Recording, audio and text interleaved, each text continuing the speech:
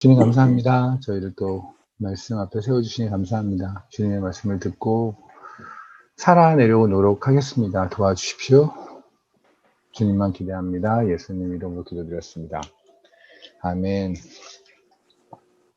여러분은 제가 이거를 지난번에 3절까지 나누고 나서 저희가 일단 말씀을 드렸어요. 매 한 절씩 한 절씩 나갈 거는 아닐 텐데 그래도 뭐 하나님께서 그냥 딱 멈추셔서 거기서 나누게 하면 나눌 거라고 했는데, 그래서 아마 여러분도 잠언서 10장 4절에 대해서 묵상을 해 보셨을 텐데, 뭐 한 번도 안 해봤다면 또 어쩔 수 없죠. 근데 해 보셨을 텐데 어떠셨어요? 어떤 의미 같아요? 그냥 부지런히 일해라. 부지런히 일하면 잘 살고 부지런하지 않으면 못 산다, 이렇게 딱 들리지 않아요? 그죠? 손을 게으르게 하는 자는 가난하게 되고 손이 부지런한 자는 부하게 되느니라. 또 이 말씀이 어디에도 있냐면 잠언서 10장 말고요. 다른 곳에도 있어요. 잠언서 안에 있어요. 잠언서 12장이었나요? 얘도 말씀이 있어요. 이건 제가 좀 이따 다시 보여드릴게요. 어쨌든 그래서 이 말씀은 말 그대로 그냥 부지런하면 잘 살고 게으르면 못 산다라고 들리는데, 그런데 여기서 이제 하나가 이제 궁금한 게 생겨요. 제가 그런 말씀을 드렸잖아요. 성경의 말씀을 볼 땐 기본적으로 하나님의 성품을 에서 어긋나면 절대 안 된다고 말씀을 드렸어요. 그럼 이 말씀에 따르면 가난한 자, 그러니까 게으른 자는 박기환 집사님 저기 마이크 꺼주셨으면 좋겠어요. 가난한 자, 그러니까 게으른 자는 누가 봐도 좋은 사람이 아니죠, 그죠? 근데 좋은 사람이 아닌, 하나님이 보시기에 좋지 않은 사람이 받는 그 결과는 가난이 되는 거죠. 맞죠? 그럼 부지런한 사람은 어쨌든, 그러니까 제가 이제 그냥 단편으로, 그러니까 단견으로 생각했을 때, 그러면 부지런한 사람은 하나님이 기뻐하는 사람이 될 것이고, 그 사람이 얻는 복으로는 부유함이라는, 부자라고 하는, 그게 뭐 재정이겠죠, 일반적으로는. 그것이 된다는 얘기잖아요. 그렇다면 여기서 이제 문제가 하나 생겨요. 하나님한테 있어서 하나님이 주시는 상은 부유함이 될 것이고, 하나님이 주시는 벌은 가난이 되어야 돼요. 맞죠? 그렇잖아요. 그러면 우리는 이 세상에 살면서 가난하면 그건 하나님의 저주나 하나님의 벌 아래에 있다라고 말을 해야 돼요. 그리고 부유하다면 그건 하나님의 복을 받은 거라고 우리는 얘기를 해야 돼요. 이해되십니까? 근데 문제는 뭐냐면 성경에서는 돈을 사랑하지 말라고 돼 있고 세상을 미워라고 하셨거든요.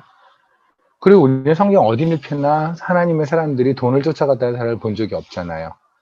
특히 바울같이 자기가 가진 모든 걸 가졌던 사람이 다 내려놓고 하나님을 쫓았는데, 그를 더불어 쫓았던 제자인 데마 같은 사람은 마지막에 어떤 식인지 모르지만 어쨌든 주를 떠났고, 그거를 데마는 세상을 사랑하여 떠났다라고 얘기를 하거든요. 물론 그가 돈을 좋아해 떠났는지 아니면 막판에 좀 어떤 변심인지 모르겠지만 세상을 사랑하여 떠났다라고 말하실 정도면, 세상을 사랑하는 것은 굉장히 하나님 쪽에서는 정말 치가 떨리는 일인데, 우리가 세상을 사랑하고 세상에서 잘 나가는 사람, 간단히 말하면 세상에서 잘 나가는 사람이 갖는 우리한테 어필하는 아이콘이라는 것은 재정적인 돈 이런 거잖아요. 그죠?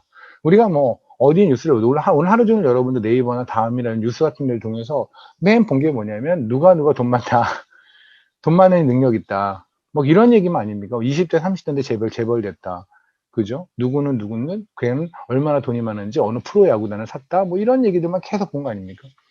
프로야구 같은 거나 아니면 그러니까 스포츠안을 봐도 누가 얼마짜리 몸값이다, 요번에 잘하니까 내년에 얼마를 받을 거로 예상한다, 다 돈 얘기밖에 없어요. 그죠? 그 세상은 어차피 돈이라는 가치로 대변되는데, 그래서 하나님께서는 세상을 미워라고 그랬었거든요. 아니, 대놓고 돈을 미워하라고 말씀하셨어요. 그런데 다시 하나님께서 말씀해서 네가 부지런하면 내가 돈으로 상을 줄게. 근데 네가 만약에 게으르면 내가 가난이라는 걸로 너한테 벌을 줄 거야 라고 한다면 하나님 스스로 모순에 빠져 있는 것이고, 성경에 있는 대부분의 사람들은 정말 돈을 가난하게 살았던 것이 우리가 아는 바고, 특히 예수님이 이 땅에 오셔서도 가난하게 사신 거를, 물론 몇몇의 뭐 장풍 쏘고 그런 장로님들은 예수님이 너무너무 잘 살아서 너무너무 부유해서 그분이 죽으셨을 때 그 옷을 군병들이 서로 찢어 가지려고 했던 것은 그 옷이 너무너무 비싸서라고 말하는 분이 있어요. 그거 아시죠? 이렇게 손끝으로 뭐 터치 하시는 그런 분이 있어요. 이렇게 집회하시는 분. 그렇게 말 같지 않은 사람, 말을 한 사람이 있긴 하지만 어쨌든 성경을 제대로만 그냥 정독으로 일독만 하더라도, 복음서를 일독만 하더라도 주님께서 얼마나 겸소하시고 겸손하게 사셨는지를 우리가 알까라고 저는 생각을 해요. 그렇다면 일단 우리가 이거를 가난이라는 걸 하나님이 주시는 벌로 생각하고, 부유함을 하나님이 주시는 복이라고 생각하고 상이라고 생각한다면 일단 그거는 접근 방법이 완전 틀리다라는 거. 완전히 그럴 수 없다라는 거는 우리가 하나님의 성품을 조금만 알더라도 알 수 있을 거예요. 그죠? 그러니까 일단 우리가 부지런하면 돈을 벌고 게으르면은 가난하게 된다라고 해석하는 건 일단 틀려요. 그죠? 또 하나 틀린 이유가 있습니다. 뭐냐면 성경은 하나님의 말씀이에요. 하나님의 말씀은 뭐냐면 누구에게나 다 이루어져야 돼요. 그죠? 그러니까 똑같이 하나님의 말씀을 했는데 그 말씀이 누구한테는 이루어지고 누구한테는 이루어지지 않는다면 그러면 하나님 스스로의 말씀의 완전성이 떨어져요. 무슨 말인지 아시겠습니까? 하다못해 학교 교칙도 이런 거잖아요. 뭐 학교에서 늦게 뭐뭐 하면 이만큼의 벌을 받는다라고 하면 공이 똑같은 사람들한테 적용이 돼야 돼요.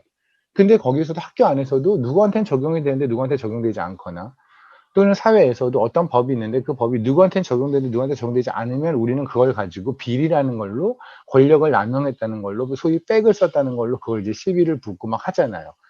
그러니까는 세상에서도 그렇게 하나의 법이나 하나의 어떤 법이나 규율 같은 게 있으면 그것이 공평하게 적용이 돼야 되는데, 그런데 그렇게 안 되잖아요. 인간 사회에서는. 그렇죠? 인간 자체가 불공평한 존재이기 때문에 그게 안 되죠.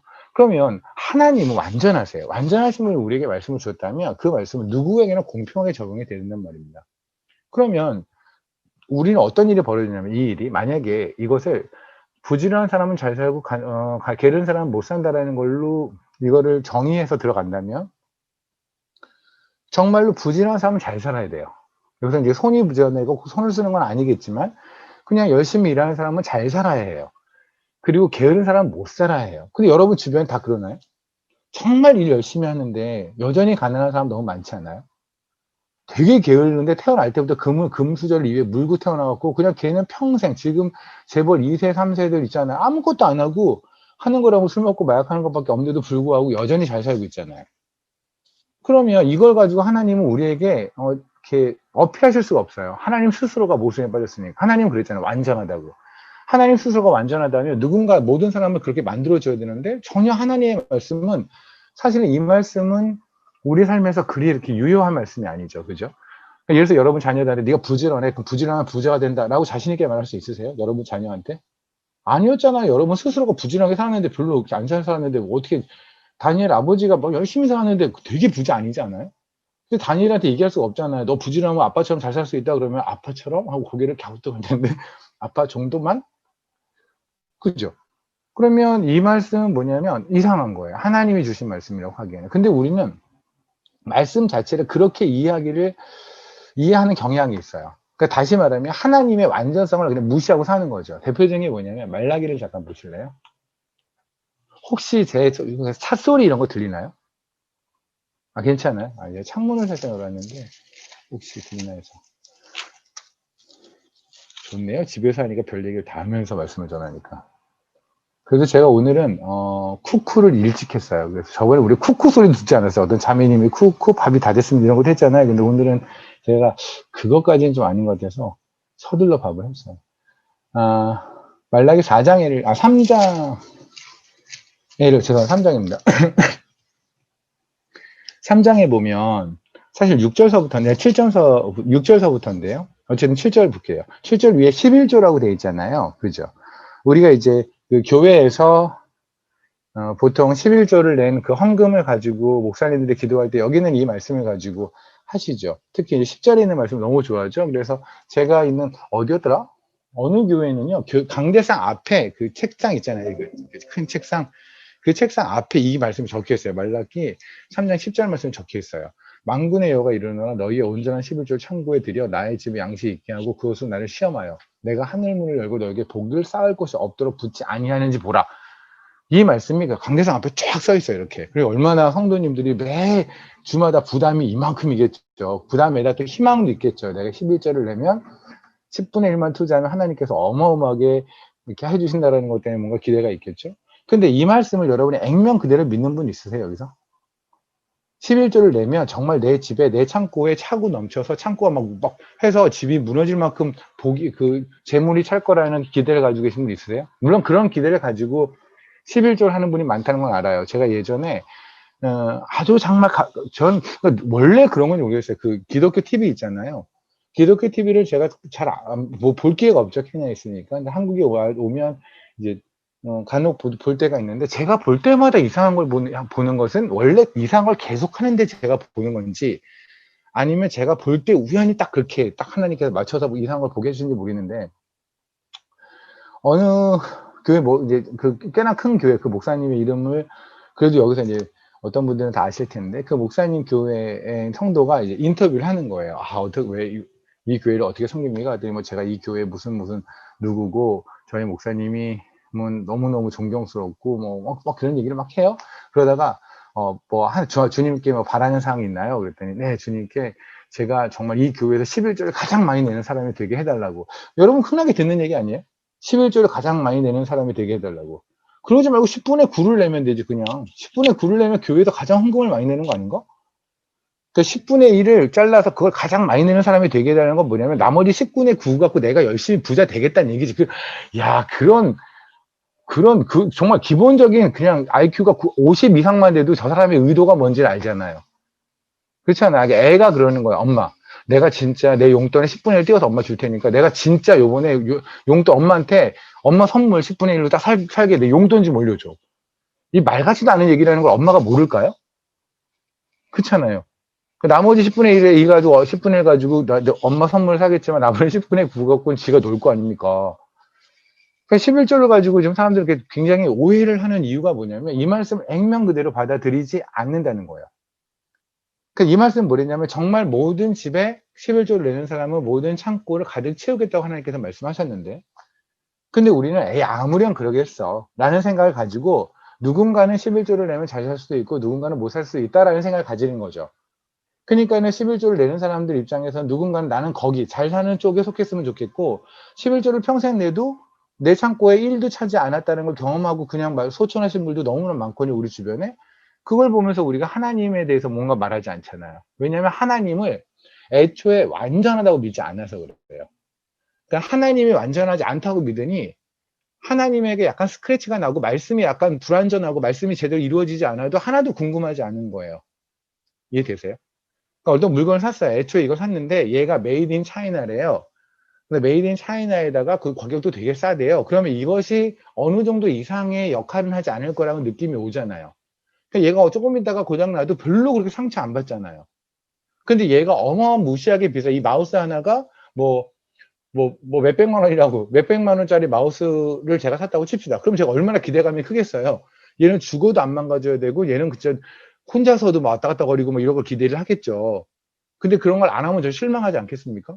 그러니까 하나님에 대한 기대치가 없어요. 하나님이 완전하지 않다고 생각하니까 하나님의 말씀이 우리 삶에서 안 이루어져도 하나도 실망하지 않아요.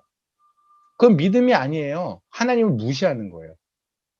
그러니까 나는 보세요. 여러분 다 알잖아요. 11조를 내면 우리 창고에 다 찰 거라고 말씀하셨잖아요. 근데 내 창고에 안 차도 아무렇지도 않다니까?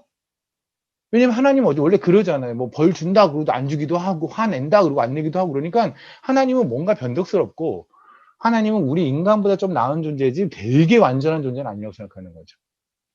그럼 다시 뒤집어 갑시다. 만약에 하나님은 이 말씀을 통해서 이 말씀대로 이루신다고 한다면 우리는 이걸 돈으로 적용해서 안 된다라는 하나의 전제가 깔리게 돼요. 맞죠? 이게 돈이라고 한다면 평생 동안 11조를 내고도 가난하게 돌아가신 분이 너무 많잖아요. 창고에 쥐만 계속 쌓이다가 돌아가신 분들도 있거든요. 창고에 재물이 쌓이는 것은 둘째치고 쥐만 계속 쌓이다가 죽으신 분도 있단 말이에요. 그러면 하나님께서는 이 약속을 지키지 않는 거죠. 그런데 하나님은 그분이 하신 약속을 반드시 지키세요. 아멘. 그렇다면 이 말씀은 돈으로 적용해서 안 된다는 거예요. 이해되십니까? 돈으로 하면 하나님은 불완전한 것이고 돈이 아닌 무엇이라고 한다면 하나님은 그분의 말씀을 지켰을 수도 있죠. 그게 무엇인지 아직 모르지만.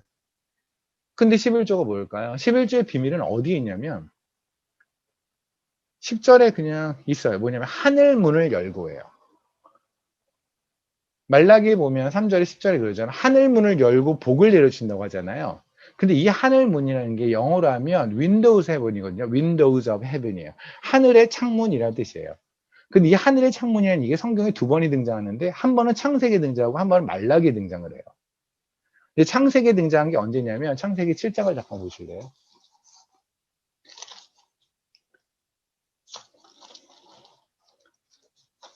우리가 얼마나 하나님을 껌으로 알고 있냐라는 거를 먼저 좀 이렇게 말씀드리려고 하는 거예요.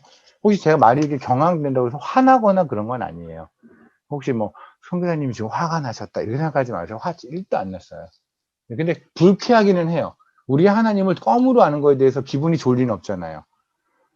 그래서 혹시 여러분들 중에서도 말라기 이런 말씀을 보면서 하나도 난 궁금하지 않았다. 11조 열심히 냈지만 뭐 내가 안 그럴 수도 있지 뭐. 하나님이 뭐 누구는 복 줬는데 누구는 아닐 수도 있겠지. 이렇게 생각하시는 분이 여기서 1이라도 있다면 저는 그분에게 불쾌해요.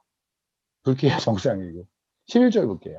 노아가 600세 되던 해 둘째 달 곧 그달 11의 날이라 그날에 큰 기품의 샘물이 터지며 하늘의 창문이 열려 보이시나요? 노아 때 하늘에서 비를 내리실 때 하늘의 창문을 열고 내리셨다고. 그 하늘의 창문이 어떻게 생겼는지 모르겠어요. 어떤 샤시로 만들어졌는지 그런 거 잘 모르겠는데 다만 예전에 하나님께서 궁창을 두 개로 나누셨다는 걸 우리가 다 알잖아요. 그죠? 그래서 위쪽에 물이 있었고 아래쪽에 물이 있었고 반반 나누셨다는 걸 우리가 알아요. 여기서 이거를 모르실 분은 성화 빼놓고는 다 알아요. 성화 자매 빼놓고 다 아는 얘기예요. 성화는 차차 알게 될 거예요. 근데 물을 두 개로 이렇게 나눴어요. 그런데 이 공중에 있는 물을 하나님께서 어떻게든 공중에 세워 놓으셨겠죠. 근데 중력을 만드신 분이 하나님이잖아요. 중력을 만드신 하나님이니까 물이 떠 있는데 이 물은 내려오지 않게 뭔가 장치를 하셨어야 돼요. 하나님 맞죠? 그렇잖아요. 그러면 이 장치를 어떻게 하셨는데 아마도 거기가 이런 장치가 있고 이 물이 이 물을 밑에 있는 게 리드 같이 어떤 뚜껑들이 이렇게 있었겠죠. 그거를 성경에서는 윈도우즈 헤븐이라고 말하시는 게 아닌가 싶어요. 당시 안 살았으니까 우리는 모르고. 근데 어쨌든 하나님께서는 홍수 때 노아의 홍수 때 얘를 연 거예요. 물통을 연 거예요. 열어서 이걸 빵 하고 쏟았어요. 이렇게. 이해되십니까? 그러니까 그러잖아요. 아래에서 물이 샘이 솟고 아래에서 물이 쳐받고 밑에 위에서 쳐 내려놓으니 당연히 산도 잠기고 다 하겠죠. 모든 물이 다 쏟아졌으니까 지하에 있는 물이 솟아오르고 위에 있는 반이 있는 물이 내려왔으니 물이 다 내려왔으니 당연히 산도 모두 다 잠기면서 당시에 있었던 모든 사람들 다 죽고 노아의 방주에 있는 사람들만 살 수밖에 없잖아요. 그죠? 그러니까 우리가 그러잖아요. 아무리 비가 내려도 우리 인생에 비가 아무리 많이 와도 산이 잠기고 이런 걸 본 적은 없잖아요. 그렇죠? 집 정도 잠기는 건 봤지만. 그럼 당시에 산에 있거나 언덕에 있거나 이런 사람들은 왜 죽었을까? 홍수 때문에. 왜냐하면 당시에 있었다는 게 모든 물, 하나님이 나눴던 모든 물이 솟고 내려왔거든요. 그러니 그 물이 어마무시했겠죠. 그러면 산도 잠기고 다 잠길 수밖에 없겠죠. 그죠? 근데 그때 하나님 뭐냐, 윈도우즈 헤븐이라고 그래요. 하늘의 창문이 열렸대요. 그런데 창세기에 있었던 이거를 지금 구약이 끝나는 말라기 때 한 번 더 언급을 하시는 게 뭐냐면 창문을 열어서 하늘의 창문을 열어서 복을 주시겠다는 거예요. 그잖아요. 네가 11조를 내면. 근데 문제는 뭐냐면 하늘 창문을 열면요 물방울 한 방울도 안 나와요. 그런 거 있잖아요. 왜 뭐 이렇게 수통 열고 이랬는데 물방 하나가 똑 떨어지는 것처럼 뭐 한 두어 방울 남았으면 그게 하나 떨어졌을까? 아니면 어쨌든 처음에 이 창세기에서 그 위에는 물이 다 쏟아졌잖아요. 위에는 없어요. 벼어요. 그 창문을 열어봤자 빗물통이에요.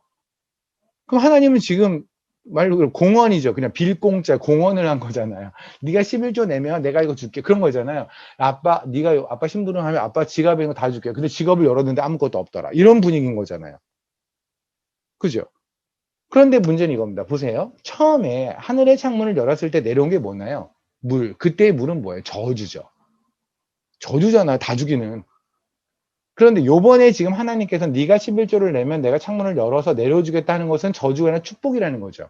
그잖아요. 그런데 첫 번째 내렸던 저주가 이 저주가 커버했던 거는 누구냐면 선택된 백성 몇 명을 제한 나머지 모든 사람이었죠. 그죠? 그럼 이때의 축복도 사이즈가 비슷해야 되죠. 그죠? 저주가 이만큼의 사이즈였잖아요. 다 덮는. 그러면 축복도 그걸 다 덮는 거여야 되죠.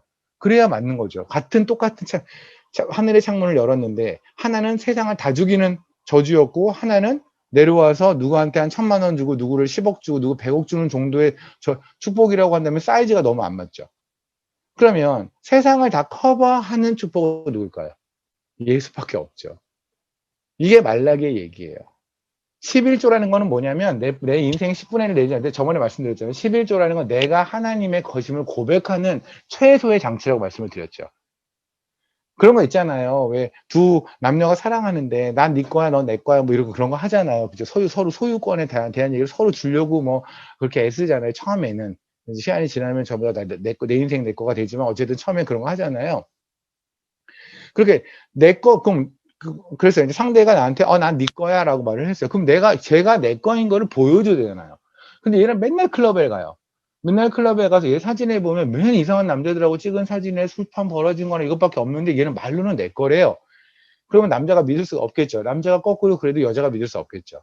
그럼 최소한 그러잖아요. 야, 네가 내 거라고 한다면 그럼 최소한 네가 이 정도는 보여줘야 되지 않냐라고 우리도 말을 할 거 아니겠습니까? 그건 하나님도 우리가 맨날 그러잖아요. 저는 하나님의 것이며 이런 거 하잖아요. 그럼 그러니까 네가 내 건 걸 최소한 보여주는 얘기예요. 근데 인간의 죄성, 이상 인간이 입으로는 무지하게 뭐든지 해요. 그죠? 감언, 이설에 그런 걸 너무 잘해. 입으로 고백하는 건 정말 다 해요. 그런데 막상 주머니에는 돈에 관한 거가 되면 그때부터 고민이 엄청 시작되는 게 인간이거든요. 오죽하면 하나님께서 하나님과 돈을 겸하여 사랑하지 말라고 그랬을까요? 돈을 얼마나 좋아하면 하나님께서 자신과 돈의 1대1 대우를 했을까요? 우리가 얼마나 돈을 사랑했으면. 제가 예전에 말씀드렸잖아요. 여러분의 자녀가 예를 뭐 현준이 저기 있잖아요. 현준이네, 정환이네. 큰아들이 너무 새우깡을 좋아하는데 이 새우깡을 좋아하는 수준이 아빠를 팔아먹어서 새우깡을 먹을 정도의 수준으로 새우깡을 좋아하면 아빠가 뭐라냐면 야 너는 아빠가 좋아 새우깡이 좋아? 근데 이게 농담이 아니라 진지하게 얘는 새우깡이라고 말할 수도 있다라는 가능성을 가지고 얘기할 정도면 아버지는 진짜 너무 슬픈 상태 아닐까요? 그게 지금 하나님이 우리가 너무 돈을 좋아하니까 하나님이 좋아 돈이 좋아라는 거는 사실 아빠가 좋아 새우깡이 좋아보다 더 게임이 안 되는 비교거든요. 근데 하나님 스스로 하나님과 돈을 겸하여 살지 말라는 거는 정환이 얘기하는 거예요. 현준이한테 아들한테 아빠하고 새우깡을 겸해서 사랑하지 마. 이게 얼마나 슬픈 현실입니까? 그렇게 말하는 가정이면 정말 우리가 축복기도 해줘야 되죠. 근데 우리가 그렇게 살았다고 인생을 곧다구로 살아서 하도 돈을 좋아하니까 하나님께서 스스로 돈하고 나를 겸하여 사랑하지 말라고 말씀하세요. 그러니까 우리가 돈을 그렇게 좋아해요. 그 좋아하는 돈에서 10분의 1을 띈대요. 말로는 쉽죠.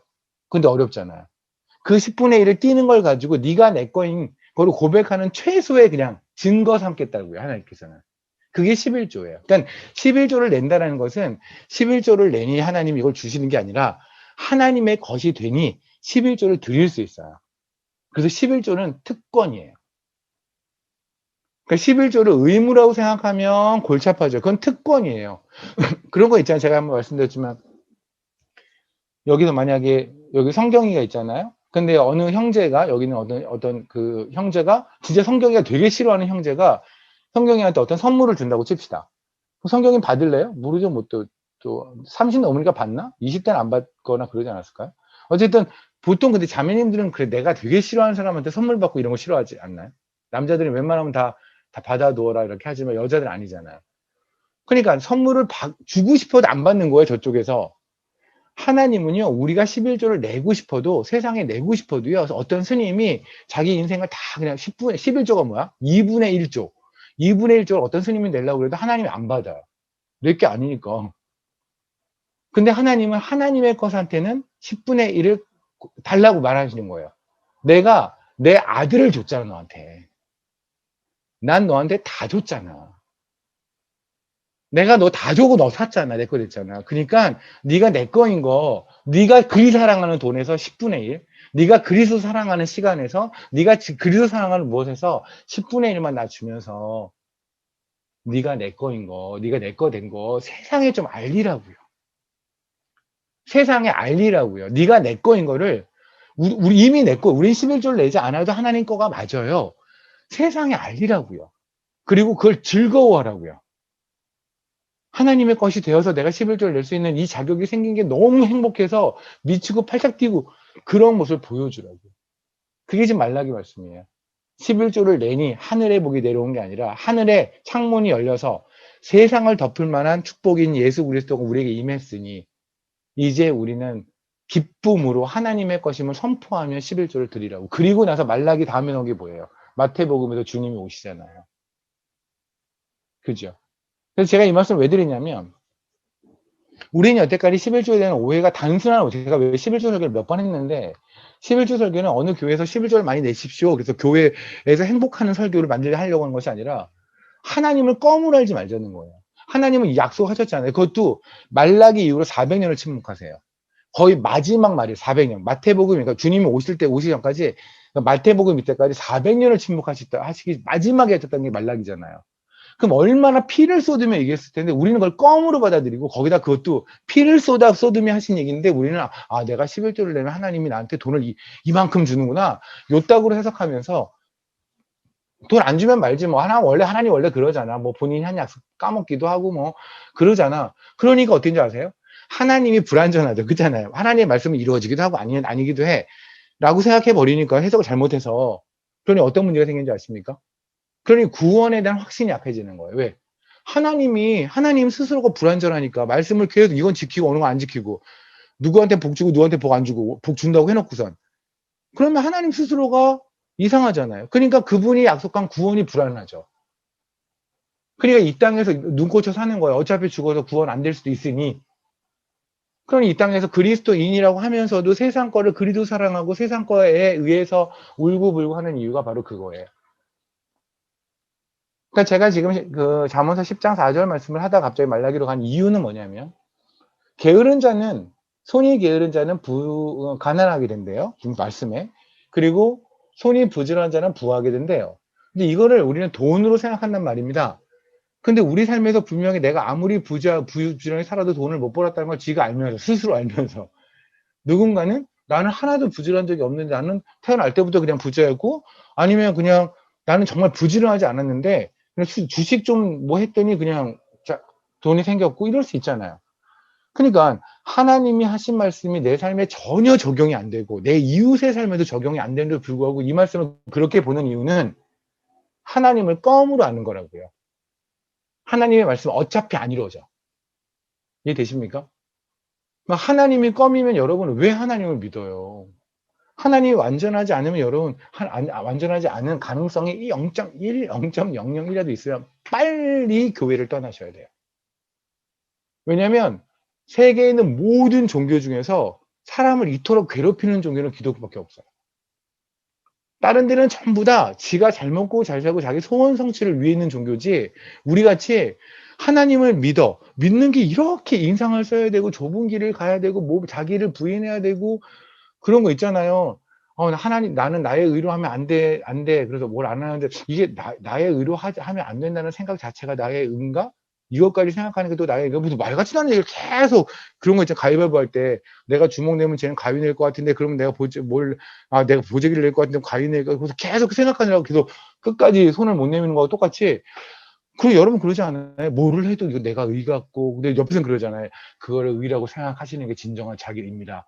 그냥 하세요. 알겠어요. 뭘 하면도 옆에서 또 그러잖아요. 교만하지 마세요. 이게 교만이야, 겸손이야. 뭘 못해요. 진짜 헷갈린 종교거든요, 이 종교가. 그리고 안에 성도들의 피를 쪽쪽쪽쪽 말리는 종교예요. 그런데 그 하나님이 약속하신 구원이 하나님이 완전하지 않아서 아닐 수도 있대요. 서둘러 떠나셔야죠. 이 땅에서 뭐라도 즐기는 종교도 빨리 절로 가세요. 만약에 그런 믿음이 희미하면 절로 가세요. 그래서 등산하면서 건강이라도 좋잖아요. 거기 절밥 먹으면서 건강이 좋죠. 교회 맨날 도심 가운데 있으니까 절에서 확진자 이런 거 안 나오잖아요. 산속이니까. 교회에서 확진자 나오잖아요. 이 도시에 있으니까. 그러나 하나님을 여러분이 대강 껌으로 믿으려면 그냥 떠나세요.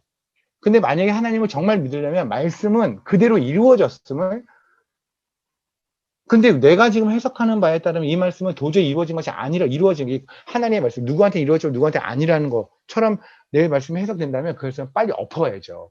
궁금해하죠. 그죠? 다시 잠언서를 볼게요. 이렇게 많은 시간 또 우리는 잠언서를 아직까지 하지 않았습니다. 하겠죠. 곧 하겠죠. 저도 이 말씀을 보면서 미치고 팔릴 뻔했어요. 그래서 오죽하면 제가 그런 생각을 했다니까요. 오늘은 다 모아놓고 찬양, 그런 거죠. 찬양 예배를 해야겠다. 말씀이 정리가 안 돼서 어쩌냐 싶었는데, 또 저는 그게 있어요. 하나님이 끝내 말씀을 주신다. 왜냐면 본인의 말씀이니까. 본인의 말씀을 본인이 안 주시면 어쩔 거예요. 본인이 손해지. 그렇잖아요. 그리고 하나님은 자신의 아름다움을 뽐내기를 정말 좋아하시거든요. 하나님은 하나님의 하나님됨을 드러내는 걸 너무 좋아하세요. 그러니까 우리 왜 보면 그랬잖아요. 어떤 뭐 자매님들 노출하고 뭐 이러자 자기 어떤 몸매 좋고 뭐 이러면 노출하고 뭐 남자들도 자기 몸 좋으면 뭐 이렇게 어떻게든 보여주려고 애쓰잖아요. 그거는요. 하나님에 비하면 껌도 아니에요. 하나님은 그냥 수단과 방법을 가리지 않고 자신의 아름다움과 자신의 하나님을 드러내세요. 그래서 들꽃 하나에도 다 잘 심으신 거예요. 그래서 로마서에 그러잖아요. 세상에서 아무리 하나님 안 믿더라도 하나님이 살아계시면 부인하지 없을 만큼 모든 피조물에 자신을 넣어놨다고요. 그러니까 우리가 꽃 한 송이를 봐도 하나님 거기서 하나님의 자신감이에요. 그러니까 하나님이 스스로 자랑하고 싶어서 안 달라. 전 그걸 믿어요. 그래서 말씀을 끝끝내 주실 거라고 믿어요. 그렇지만 피는 쪽쪽 말라요. 그때까지는 이게. 근데 오늘도 피를 말리시고 주신 것 같아요. 손을 게으르게 놀리는 자는 가난하게 되고 손이 부지런한 자는 부하게 되느냐. 과연 무엇일까? 그러면 우리는 첫 번째 질문이 하나 생겨요. 게으르다라는 걸 우리가 좀 잘못 보고 있는 건 아닌가? 그죠? 왜냐하면 거기서 부하게 된다라든가 가난하게 된다라고 하는 것은 맞아요. 이거는 뭐 다른 해석이 없어요. 그러니까 그 원래 원어를 봐도 히브리어를 봐도 이거는 뭐 그냥 가난하고 잘 살고 뭐 이거예요. 그런데 아까 말씀드린 것처럼 이 말씀이 만약에 하나님의 완전하심, 하나님이 하신 말씀이 온전히 이루어지는 거라는 결론에 되려면 최소한 이 말씀을 액면 그대로 볼 수는 없어요. 맞죠? 그럼 뭔가 우리가 해석을 잘못하는 구석이 하나 있을 텐데 그것이 뭐 손은 어차피 손이고요. 그리고 가난한 건 가난한 거라고 한다면 혹시 게으르게 하는 것과 부지런한 자, 그러니까 게으르다와 부지런하다는 걸 우리가 뭔가 잘못 해석하고 있는 게 아닌가? 아니면 이거는 이런 뜻도 있지만 이것이 또 다른 뜻도 있는 것. 그죠? 그러니까 우리 왜 시를 보면은 어떤 단어를 쓰는데 그 단어 안에 함축을 하잖아요. 어떤 다른 의미를 넣는 것처럼 이게 이런 뜻도 있지만 이 안에 뭔가 다른 거를 집어넣으실 가능성이 있어요. 그러니까 그게 없다면 이 말씀은 죽었다 깨도 하나님의 하나님 되심을 드러낼 수가 없어요. 이 말씀은. 그러니까 이거는 성경에서 빼버려야 돼, 그냥.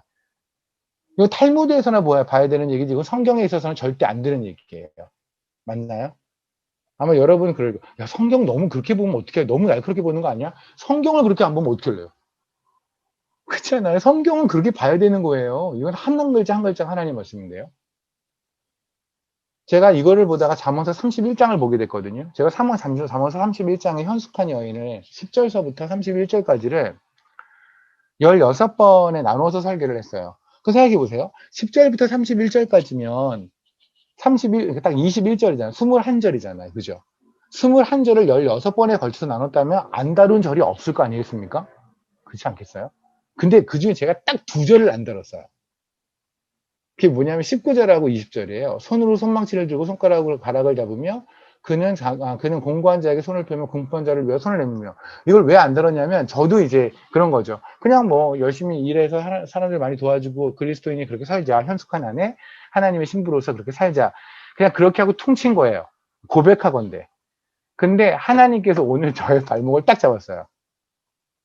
그래서 제가 이 말씀을 다시 보게 됐거든요.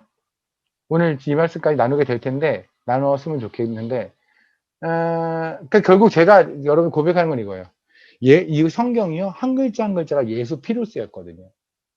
하나님께서 하나님의 독생자의 피를 잉크 삼아 쓰셨어요. 그런데 저는 제가 뭐라고 그냥 쑥 보고 이건 뭐 그냥 부지런히 열심히 살라는 얘기네. 남들 도와주며 공공하고 공핍한테 도와주고 살라는 거네 하고 퉁치고 넘어간 거예요. 근데 그게 아니었던 거예요. 저도 마찬가지예요. 제가 여러분에게만 뭐라고 할 건 아니고 저도 마찬가지예요. 그래서 정말 성경의 말씀은 어떻게든 정말 뜯어 봐야 돼요. 그러지 않으면 이런 말은 그런데 화가 있을지어다. 아니 이거 제가 할 말은 아니죠. 어쨌든 이 4절 볼게요. 게으르게 놀리는 자, 손을 게으르게 놀리는 자, 게으르다라는 게 과연 무엇일까? 영어에서는 킹제임스 버전도 그렇고 슬랙이라고 했어요. 이렇게 나태한 뭐 태만한 이런 말 할 때 우리가 보통 lazy라는 말을 써요. 게으르할 때 lazy라는 말을 쓰는데 lazy라는 말보다 더욱더 좀 더 신랄한 나태, 태만. 우리가 그러잖아요. 이렇게. 근데 너무 좀 게으르니, 근데 너는 이렇게 태만하니, 나태하니, 말이 어려워진 것이 아니라 사람을 좀 더 기분 나쁘게 하죠. 그죠? 뭔가 더, 그죠? 슬랙이란 말이 바로 그런 말이에요. 근데 그 슬랙이라는 말은 해석을 한 거니까 히브리어 원래 언어에서 해석을 했겠죠. 그 히브리 언어에 게으르한 뜻이 있으니까 거기서 뽑아서 슬랙이란 말을 썼을 거예요. 이거는 뭐 해석본에 따라서는, 그래서 NIV 같은 경우에는 저 그냥 나왔어요. 게으른 손은 누군가를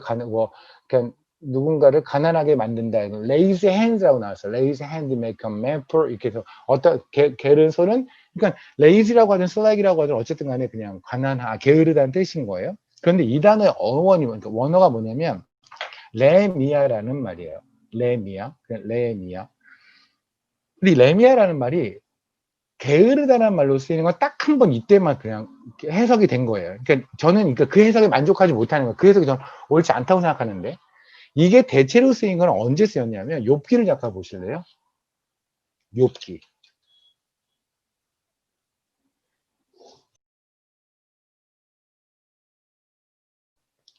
욥기를 보면 13장입니다.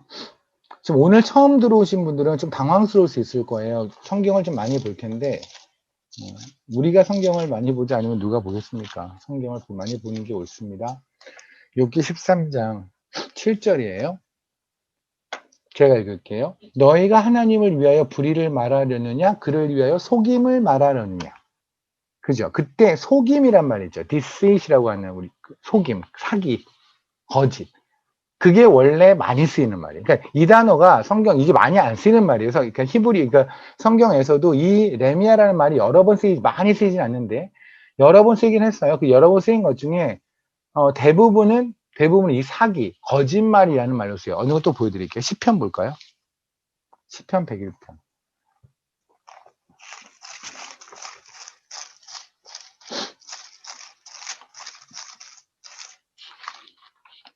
시편 101편 7절에 볼게요.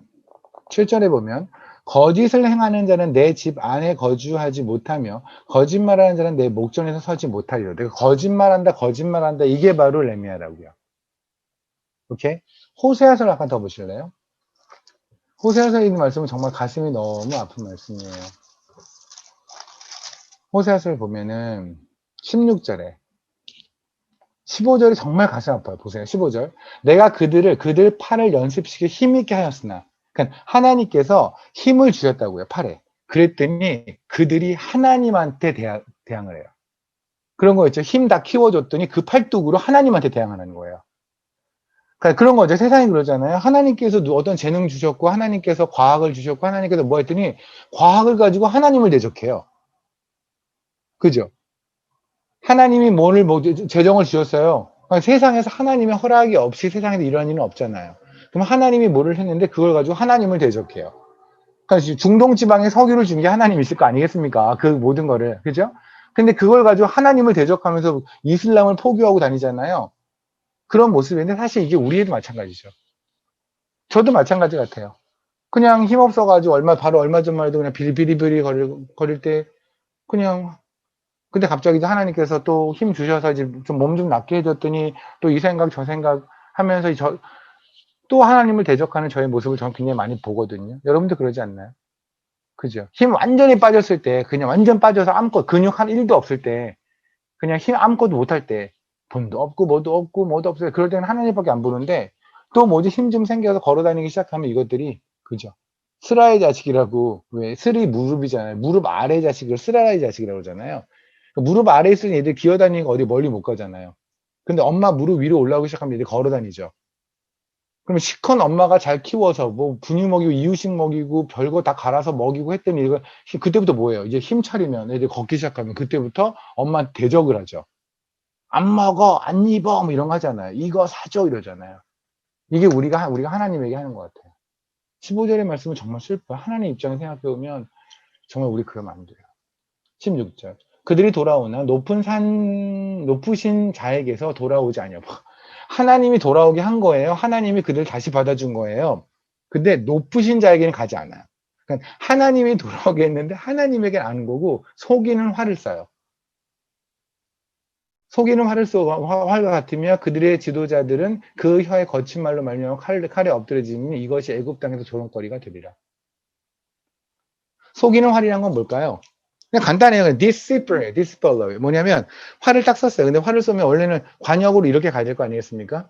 근데 관역으로 가는 것 같은데 얘는 사실은 애초에 쏠 때부터 이 관역으로 쏜 게 아닌 거예요. 그러니까 우리가 그런 거죠. 우리 삶으로 본다면 그냥 하나님을 믿는 이유가 애초부터 하나님을 찬양하는 게 목적이 아니에요. 내가 잘 사는 거예요. 하나님을 이용해서 내가 잘 사는 게 목적인 거죠. 하나님을 찬양하는 건 크게 관심이 없는 거죠. 그러니까 우리가 기도하는 이유도 하나님의 음성을, 하나님의 말씀을 듣고 하나님에게 감사해서 가는 기도가 아니라 요만큼의 기도의 레시피를 쫓아가면 기도하는 요리법, 하나님을 요리하는 법, 그 요리법에 따라서 기도를 했더니 응답을 받는다고 하더라. 그러잖아요. 방언으로 기도하면 하나님이 응답해 주신다고 하더라. 새벽 기도를 빠지지 않고 하고 1000일 동안 기도를 하면 하나님 응답해 주신다고 하더라. 이런 무당 같은 소리가 바로 뭐냐면 이거예요. 속이는 활이에요. 그러니까 기도에 가는 거예요. 그러니까 하나님 입장 보세요. 하나님 입장에서 보면은 그런 거죠. 너무 이쁘게 했죠. 새벽부터 기도하고 오니 얼마나 이쁘겠어. 근데 얘가 와서 한다는 소리는 뭐냐면 그런 거죠. 멀리서 자녀가 왔어요. 뭐 시골까지 왔어요. 엄마한테. 엄마 나 오늘 요번에 또 토요일 날 내려갈게. 나 하룻밤 자고 올게. 엄마가 얼마나 좋을까? 자식이 막 와요. 근데 와가지고 얘가 하는 건 뭐냐면 엄마 그 뒤쪽에 있는 그 땅 있잖아. 그 얘기만 계속하고 자빠졌어. 엄마는 뭐라고 그러죠? 어떻게 생각해요? 반가울까요? 엄마 보고 싶어 온 줄 알았는데 엄마 사랑해 엄마하고 밥 먹고 싶고 온 줄 알았는데 얘는 와가지고 계속 엄마가 가지고 있는 땅을 자기가 가질 수 없는 얘기만 하는 거예요. 기분 어떻겠어요? 속이는 활이라는 게 그거예요. 하나님께 기도하러 가요. 기도하러 가서 하나님의 염장을 막 긁어요. 하나님 제가 하나님에게 사랑합니다. 그런데 삥 듣겠습니다. 그렇게 삥을 계속 뜯으려고 하는 거예요. 예배를 와요. 얼마나 예뻐요. 코로나인데도 불구하고 대면 예배를 왔대요. 야 예뻐 죽겠죠. 근데 원 이유가 뭐냐면 이 예배를 마치고 나면 하나님께서 나의 마음에 안식을 주고 뭐 위안을 주고 아니죠. 예배는 하나님을 높이기 위해서 온 거지 내가 위안을 받기 위해서 온 거 아니잖아요. 그런 것들이 바로 속이는 활이죠. 이때 속이는이란 말이 바로 레미야예요. 이해되십니까? 그러니까 레미야란 말이 쓰이는 거는 대체로는 속이다라는 말로 쓰인다는 걸 좀 여러분에게 말씀을 드린 거예요. 오케이. 그러면 다시 잠언서를 볼게요.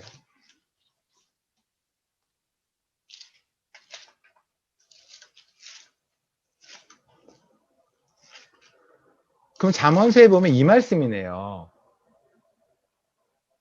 손을 게으리 놀리는 자는 이라는 건 뭐냐면 손이 거짓을 쥐고 있는 거예요. 손은 잡고 있는 거잖아요.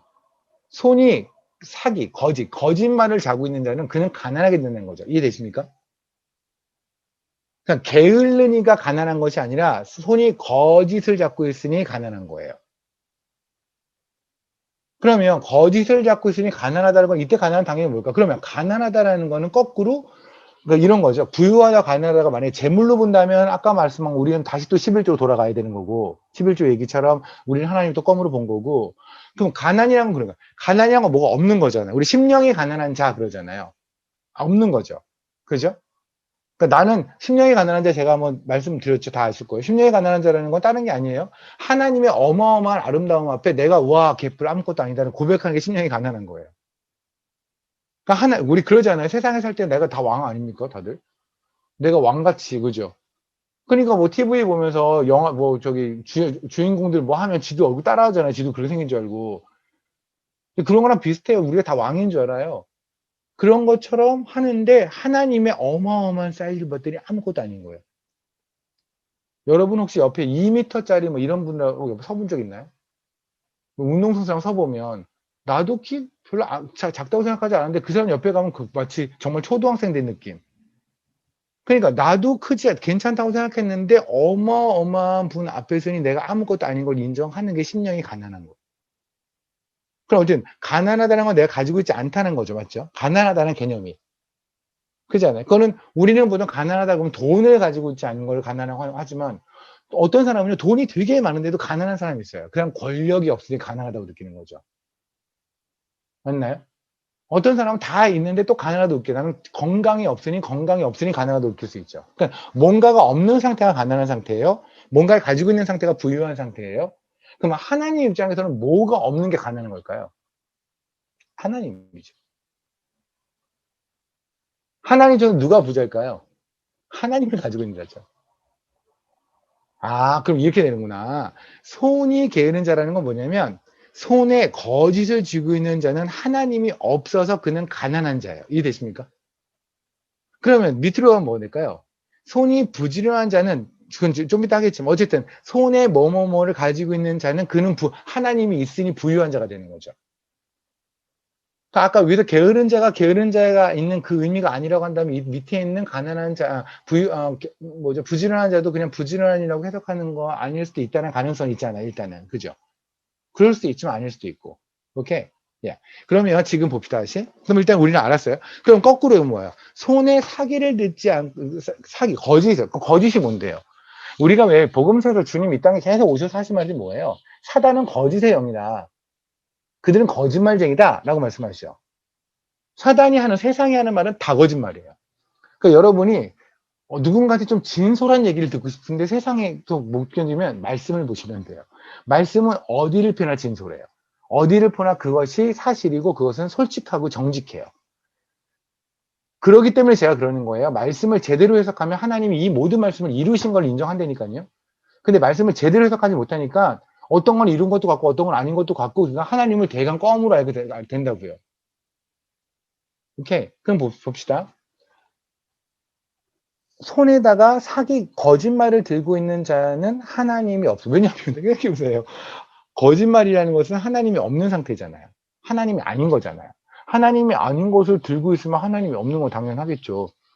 근데 이 말씀을 읽는 사람은 세상이 아니라는 거예요. 그게 중요해요. 성경은 세상 사람이 읽지 않아요. 그러면 이 말씀은 누구한테 하는 거냐면 성경을 읽는 사람한테 하는 거죠.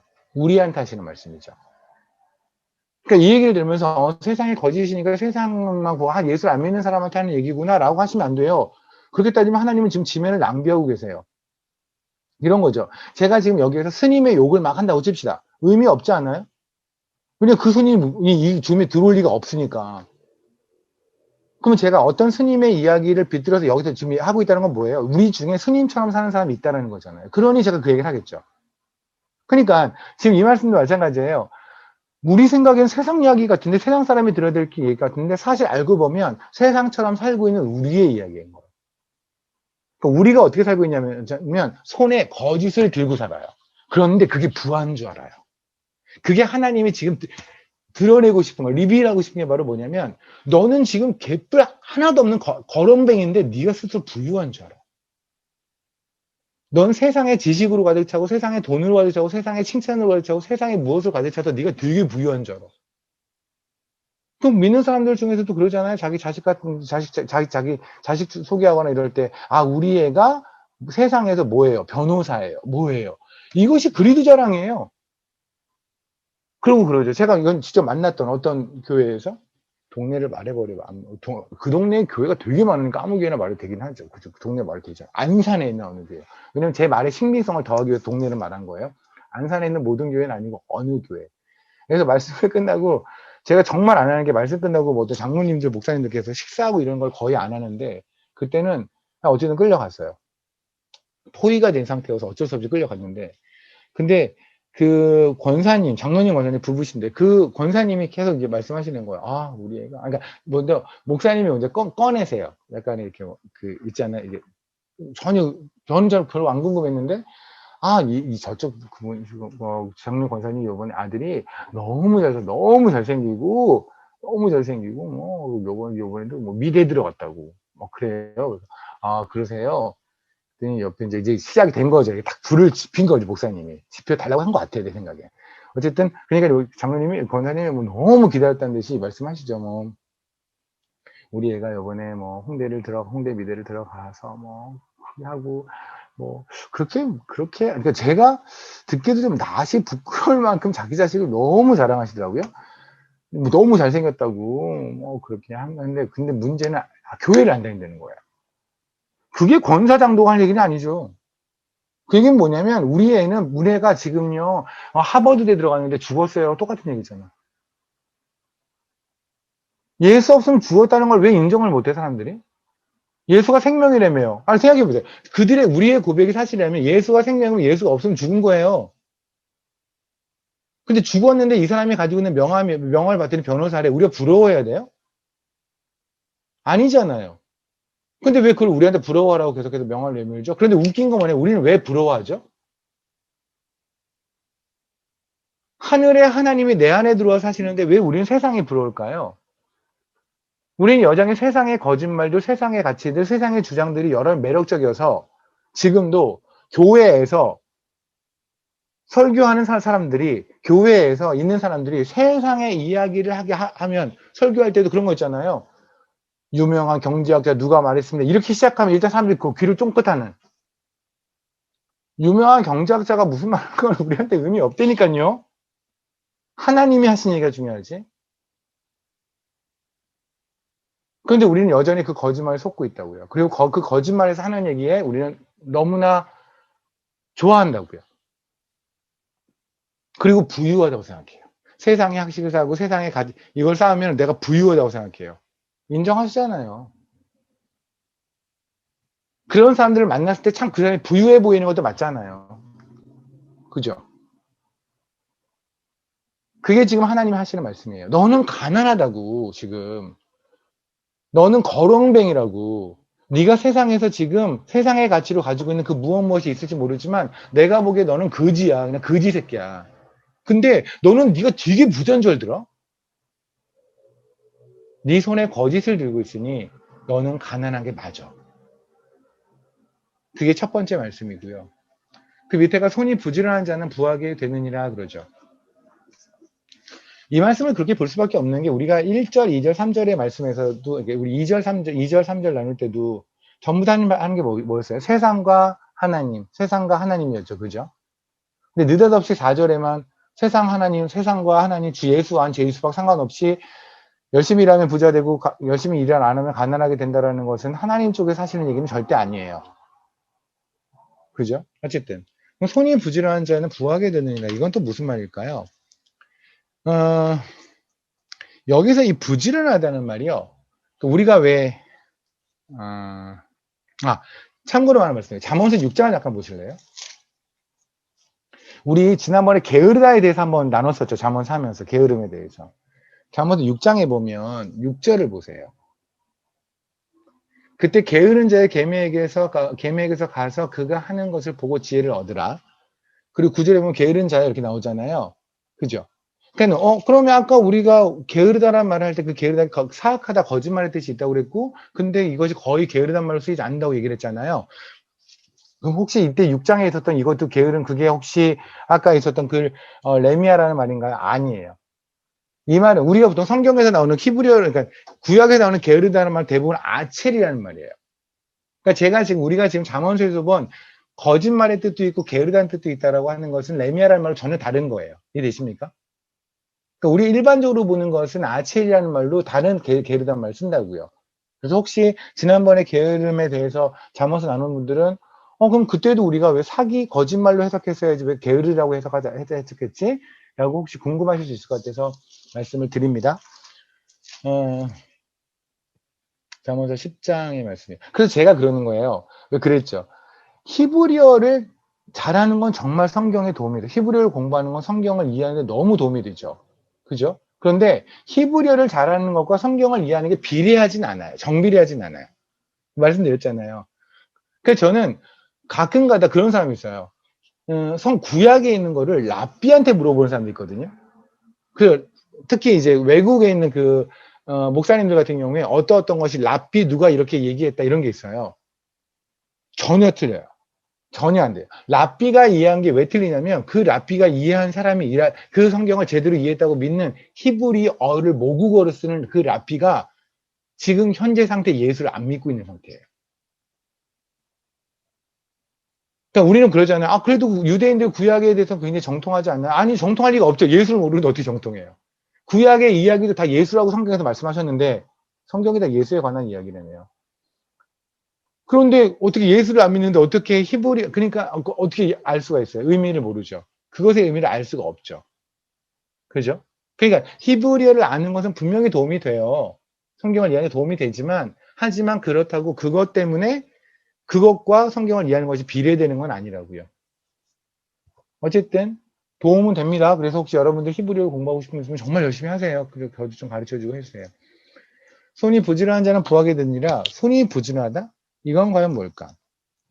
잠언서 8장을 잠깐 볼게요. 이때도 이 부지런하다는 말이요. 이 단어가 대부분이 쓰는 게 부지런하다는 뜻을 안 써요. 대부분은 금이라는 말로 써요. 잠언서 8장을 볼게요. 잠언서 8장 10절입니다.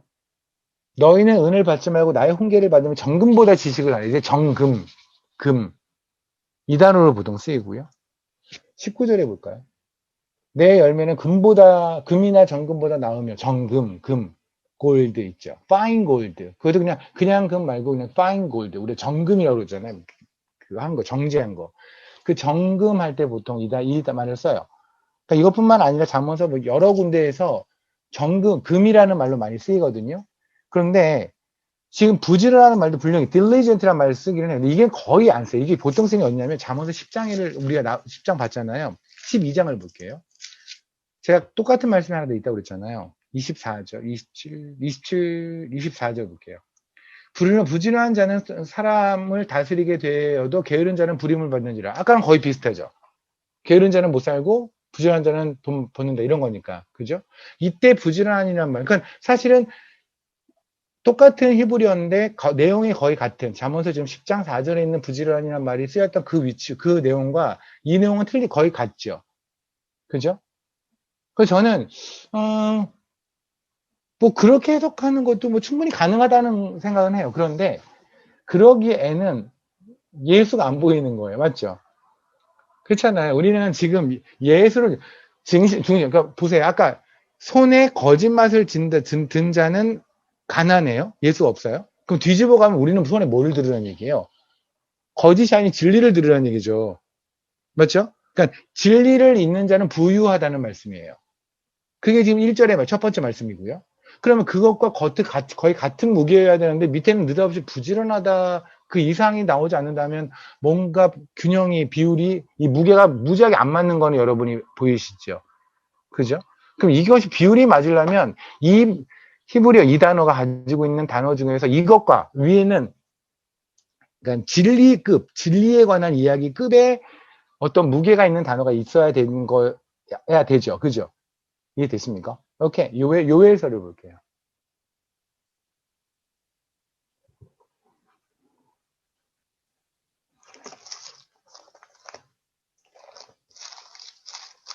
성경을 많이 안 찾으신 분들은 요엘서 그러면은 요엘서는 모르죠. 요로 찾으시는 분이 있는데 그럼 요한복음으로 가게 되거든요. 요를 찾으셔야 돼요. 요엘서를 보면은요. 3장을 볼게요. 3장에 14절 볼게요. 사람이 많으며 심판의 골짜기에 사람이 많으며 심판의 골짜기에서 여호와의 날이 가까움이로다. 아멘. 그때 심판이 있죠. 그게 바로 이거예요. 다시 볼게요. 이 단어 가지고 있는 게 부지런한 뜻도 있고요. 금이라는 뜻도 있고요. 그리고 심판이라는 뜻도 있어요. 그럼 위에 있는 무게와 거의 같은 무게가 되려면 그 있는 단어 중에 심판이라는 말이 옳지요. 이해되십니까? 그럼 심판이라는 걸 우리는 어떻게 해석해야 되는 거예요? 여기서 보통 decision이라고 하는데 사실 그 decision이라기보다는 judgment가 맞겠죠. 판단하는 그 딱 그렇죠. 너는 옳고 그르고 너는 양이고 염소고 뭐 이렇게 되는 거잖아요. 심판의 날. 그러니까 심판을 손의 심판이 되는 거죠. 그죠? 심판을 손에 쥐고 있다? 그건 어떤 의미일까? 요한복음을 잠깐 보실까요? 이건 제가 여러분 잠언서 하면서도 여러 번 했는데 뭐 성경의 말씀이라는 건 여러 번 계속 반복해야 되는 거니까. 요한복음 16장에 보면 성령의 일이 있잖아요. 제가 한 1000번 반복하는 것 같습니다. 성령의 일인 요한복음 16장도 읽어보지 않아놓고 성령에 대해서 뭐 방언한다고 나는 성령 받았다. 방언 좀 한다고 성령 받았다거나 아니면 나 무슨 뭐 가슴이 뜨거운 경험했고 막 펄딱펄딱 뛴 적이 있어. 그래서 성령 받았다고 하는 것은 진짜 말 같지도 않은 얘기예요. 그런 거는 절에서도 엄청 있어요. 성령의 일을 아셔야 돼요. 성령의 일을 아셔야 여러분이 성령을 따라 사는지 알죠. 그렇지 않아요? 그렇잖아요. 우리가 하다못해 파리바게뜨만 갖다 놔도 막 몸에서 뭐 냄새 나지 않아요? 빵 냄새? 그럼 우리 삶에서 성령의 사신다면 우리 삶에 성령의 냄새가 나야 되는데 그건 성령이 하시는 일, 그 일에 따라서 그죠? 성령이 무슨 일을 하시냐면 8절 그가 와서 죄에 대해서 의에 대해서 심판에 대해서 세상을 책망하시리라. 이게 무슨 말이냐면 세상한테 이렇게 말한다고요. 야 니네한테 죄는 뭐냐? 세상이 뭘까요? 여러분이 예수를 만나기 전까지 죄는 뭐였어요? 그냥 너도 알고 나도 아는 죄, 그죠? 그게 죄잖아요. 그것도 안 걸리면은 안 걸릴 때까지는 죄 아니죠. 그잖아요. 그러다 걸리면 죄가 되는 거지. 정도 수준인 거죠. 그러니까 우리가 알고 있는 죄라고 해봤자 뭐 그냥 세상에서도 말하는 죄, 그죠? 그런 게 죄예요. 그런데 하나님이 말씀하시는 거 그게 죄가 아니라고, 네? 그러니까 그 죄의 개념으로 우리가 십자가 앞에 가면은요, 우리는 웃긴 거예요. 나는 죄를 진 적이 없다는 거죠. 그러니까 그런 거예요. 하나님 우리를 죄인이라고 했는데 나는 그렇게까지 죄인이 아닌 거죠. 그렇잖아요. 하나님은 십자가에서 하나님이 죽으셔야만 우리 해결될 만큼 우리가 죄인을 쓰레기를 했는데 나는 그렇게까지 쓰레기는 아닌 거야. 내가 무슨 죄를 이렇게 졌어? 그냥 죄인이라고 말을 하는데 그렇게 죄는 아닌 거죠. 근데 예수 그리스도가 말씀하신 죄의 개념을 안다면 그러면 이 십자가가 어마무시한 은혜가 되는 거예요. 그럼 예수 그리스도가 말하는 죄가 뭔데요? 하나님을 모르는 게 죄래요. 하나님을 인정하지 않는 게 죄래요. 그렇게 따지면 그게 만약에 그 하나하나가 죄라고 한다면 우리 삶은 죄덩어리죠. 그냥 죄덩어리.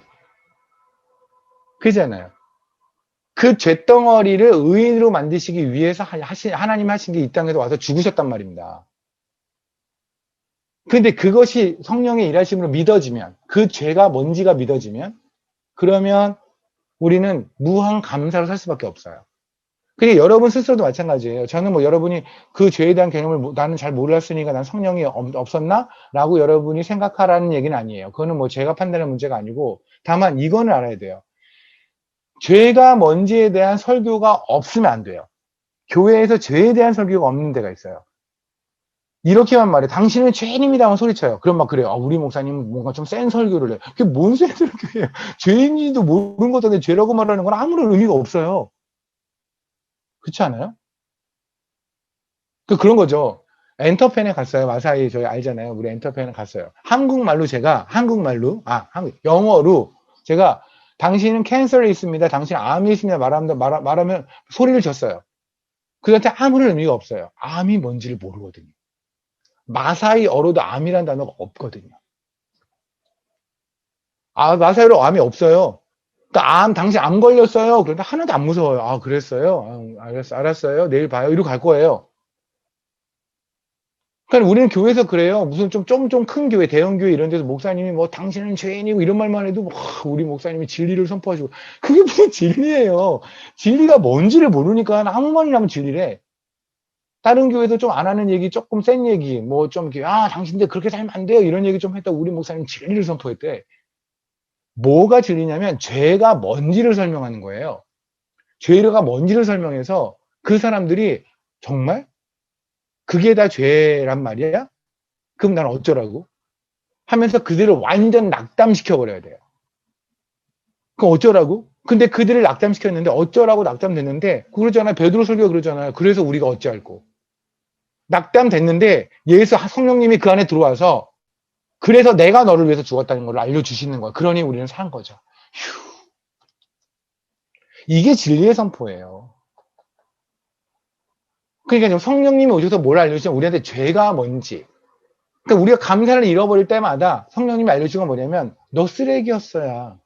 넌 오늘도 쓰레기야. 내일도 쓰레기일 거야. 그런데 하나님이 너를 주님의 신부로 보시고 하나님의 자녀로 보시기로 하셨어. 독생자 죽여서.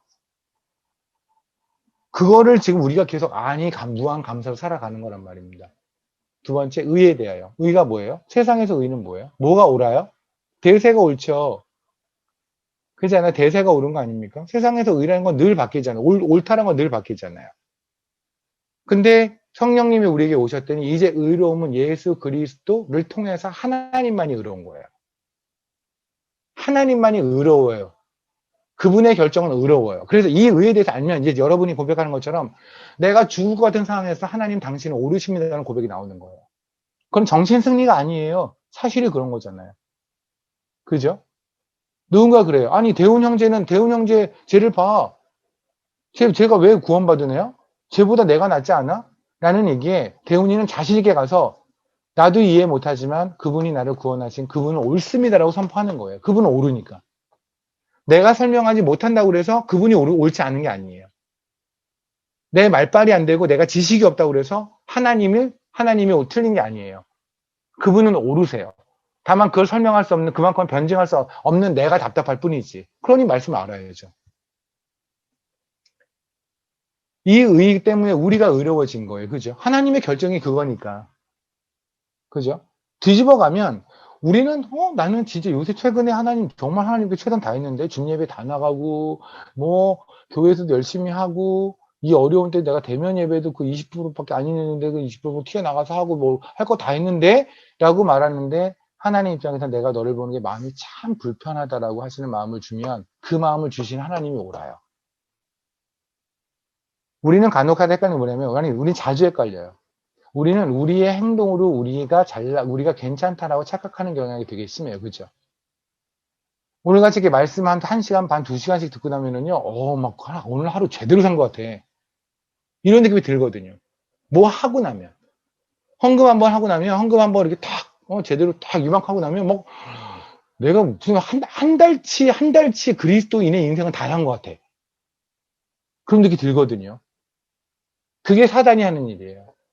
아까 그랬죠. 11조를 내니 주님이 오신 게 아니라 주님이 오시니 11조를 내는 거예요.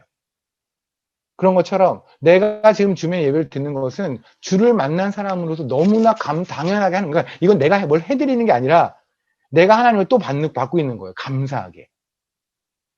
그렇잖아요. 그러니까 내가 만약에 하나님께 어떤 재정을 드린다면 그 재정을 하나님이 주셔서 드리는 거잖아요. 그죠? 이렇게 할 수 있는 건 모두 하나님의 공인 건데 우리는 이상하게 그것도 내 공이 돼요. 그래서 내가 막 뿌듯해져요. 그래서 우리가 계속해서 하나님을 믿는, 하나님을 잘 따라가는 사람들이 갑자기 교만해지는 게 그런 거예요. 그러니까 어느 목사님들 보면 그러잖아요.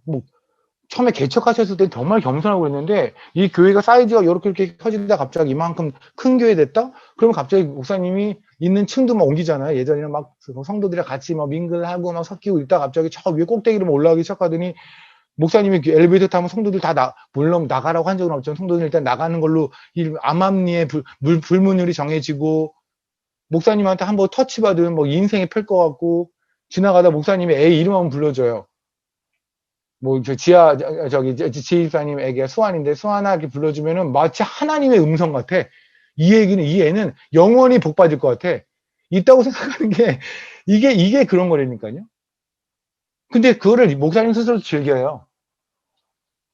왜냐하면 내가 이만큼 한 거를 내가 한 거로 된 거거든요. 하나님의 은혜를 만끽하는 거잖아요. 그죠? 우리 여기서 제가 정말 존경하잖아요. 다 아시죠? 제가 얼마나 좋아하는지. 장원 목사님, 재웅 목사님, 재호 목사님 다 계시잖아요. 저분들은, 약간 제가 살아있는 한, 만약에 저분들이 교회를 지어서 꼭대기 올라가서 9층, 10층, 이런 데 목양실에 가고 이만큼 해서 이러고 있으면, 제가 뭘 하겠죠. 대적 기도를 하든가 뭘 하겠죠. 그 앞에서. 그죠? 하여간, 만약에 건축하시면 저는 목사님들은 가능하면 좀 습하고 곰팡이 있는 그런 지하 어느 방으로 들어가시는 게 가장 옳지 않을까 생각이 들어요. 교회에서 유일하게 자기 방 갖고 있는 사람이잖아. 어쨌든. 의라는 건 그런 거예요. 하나님이 오르세요? 여러분의 지금의 삶이 틀렸다고 말하는 그 하나님도 오르세요. 거꾸로. 나는 진짜 하나님께 해드린 게 하나도 없어. 그럴 수 있잖아요. 저는 그런 고백을 참 많이 해요. 드릴 게 없어요. 진짜 왜 그런 거지? 몸밖에 드릴 게 없다는 찬양이 다른 얘기, 저의 얘기예요. 근데 말씀에서 하나님이 말씀할 때가 있어요. 너 잘하고 있어. 하나님 아닌데요. 저 하나님께 해드린 게 하나도 없고 맨날 말썽 피우고 근데 저 잘하고 있어. 그렇게 말씀하시는 하나님도 옳아요. 하나님이 지금 서집사 잘하고 있어. 그렇게 말씀하시는 하나님이 옳아요. 하나님이 옳다고 할 때, 하나님이 잘한다고 할 때는 네, 감사합니다라고 하는 거예요. 그게 겸손이에요. 겸손은 하나님이 언제나 옳은 걸 말하는 거지. 하나님이 넌 지금 잘하고 있어라고 하는데 아니요, 저 틀렸어라고 말하는 건 그건 교만이죠. 어디다 대고 하나님한테 대들어요. 하나님이 잘하고 있다라는 그 칭찬에도 귀를 기울이는 여러분이 되면 좋겠어요. 특히 진리의 복음을 쫓아간다라는 좀 날선, 제가 말하는 좀 예수 피냄새가 좀 나는 복음을 쫓아간다는 분들이 너무 인상 쓰는 경향이 있거든요. 난 늘 잘못됐고 늘 뭐 이런 경우 있는데 아니에요. 여러분 삶에 잘하는 것도 있어요. 그러니까 거꾸로 내가 되게 잘한다고 생각하는 부분은 하나님이 보시기엔 영 아닌데 나는 망쳤다고 생각하는 거 있잖아요. 난 아무것도 없이 망쳤다고 생각하는 부분이 하나님이 보시기에 정말 괜찮을 수 있어요. 그러니까 여러분 정말 공들인 거 있잖아요. 공들인 고등어찜은 정말 이거는 개나 줘야 될 것 같은 느낌이 드는데 여러분이 버릴 것처럼 만드는 콩자반 있잖아요. 그거를 그렇게 먹는 손님이 있죠. 먹는 게스트가 있는 경우가 있거든요. 저 사람은 왜 고등어찜을 안 먹을까? 근데 고등어찜은 그 사람은 못 먹는 거죠. 근데 콩자반은 그렇게 맞을 수 있잖아요. 그런 것처럼 나는 아무것도 아니라고 생각했는데 그 부분을 하나님 너무 귀하게 보시고 나는 이만큼의 시간을 투자해서 내가 이렇게 봤는데 거꾸로 하나님 보시기에는 불편하실 수도 있죠. 그것도 인정해 드리자고요. 아멘. 아멘. 그 다음에 심판이에요. 심판에 대하여 세상을 책망하시리라. 아멘. 심판에 대하여 세상 뭘까요? 보십시오. 세상의 심판은 뭐예요? 세상은 자기네들이 결정권이 있다고 생각해요. 그들이 젖지라고 생각해요. 맞죠? 세상은 이미 여러분을 심판했어요. 뭐라고? 어느 동네에 사는 사람으로. 서울만 해도 강남에 사는 사람과 강북에 사는 사람으로 사람을 심판을 해버렸네요. 그죠? 누구는 대졸과 누구는 고졸로 심판을 해버렸네요. 대졸도 대학원을 졸업했냐, 대학교를 졸업했냐를 심판해 버렸네요. 그잖아요. 아파트도 무슨 아파트로 심판을 해 버렸잖아요. 부자와 가난한 걸로. 그죠? 소위 말하는 상류층과 아닌 층으로 심판을 해 버렸잖아요. 세상은 다 심판했어요, 우리를. 그죠? 그런데 하나님이 보시기엔 웃긴 거예요. 그거는 하나님 쪽에서 보면 1도 심판의 근거가 되지 않아요. 하나님이 보시기에 심판은 뭐냐면 예수 그리스도 안에 있는 애가 사는 애들이고 예수 그리스도 밖에 있는 애는 영원히 죽는 애들이에요. 그게 하나님의 심판의 기준이에요. 예수 그리스도. 이해되십니까? 그래서 저기 요한복음에서 말씀하시는 거예요. 심판에 대해서 말씀을 하시면서 이렇게 말씀하시잖아요. 11절에 심판에 대하여 함은 이 세상 임금이 심판을 받았습니다. 그죠? 보세요. 지금 이 세상의 왕은 자기가 심판권자인 줄 알아요. 그래서 우리를 계속 심판하는 거예요. 너 돈 없지? 너 그러면 나가리. 너 돈 있지? 오케이, 너 이쪽. 하다못해 여러분 뭐 지금 최근에 비행기 타신 분이 민주자매님인가요? 민주자매님 같은 경우도 미네소타에서 오셨잖아요. 그죠? 지금 자가격리 중이시라고 그러는데 비행기 타면은 이코노미 타고 오시지 않았어요? 저도 이코노미, 우리 주제에 뭘 타겠어? 이코노미, 그죠? 남들은 그런 거 운으로라도 뭐 1등석 그런 걸리는데 저는 비행기를 그렇게 타도 그렇게 안 걸려요. 꼭 옆자리에는 이만한 백인이 타고 뭐 이래. 텅텅 비어도 내 옆자리 항상 똑같은 분이 계속 타는 것 같아. 날 쫓아오나? 아무튼 보세요. 비행기만 타도 뭐예요? 앞에는 1등석이 있고요. 그죠? 앞에 있고 그다음에 커튼을 딱 닫아요. 그리고 이코노미예요. 그죠? 설국 열차라고 하는 영화 보면 그러잖아요. 앞에 1등 칸은 그 와중에 먹고 놀고 뒤에는 그거고. 그게 세상의 심판이에요. 세상의 기준에 따르면 그게 맞아요. 돈에 학벌의 명예 기타 등등등 세상에 굽신거리는 자들은 세상의 왕의 아주 그냥 그죠? 충복이 되는 거죠. 세상의 왕을 거부하는 자들은 나가리가 되는 거죠. 근데 세상 안에서도 그러잖아요. 세상을 열심히 쫓아가도 어차피 돈은 없지만 그렇지만 세상에선 세상 왕을 이뻐하죠. 근데 주님이 말씀하시는 거예요. 그 세상 왕을 내가 심판했다고요. 세상은 이미 그들의 가치와 그들의 움직이는 모든 사단의 무리는 이미 지옥에 영원히 떨어지기로 하나님이 이미 심판하셨어요.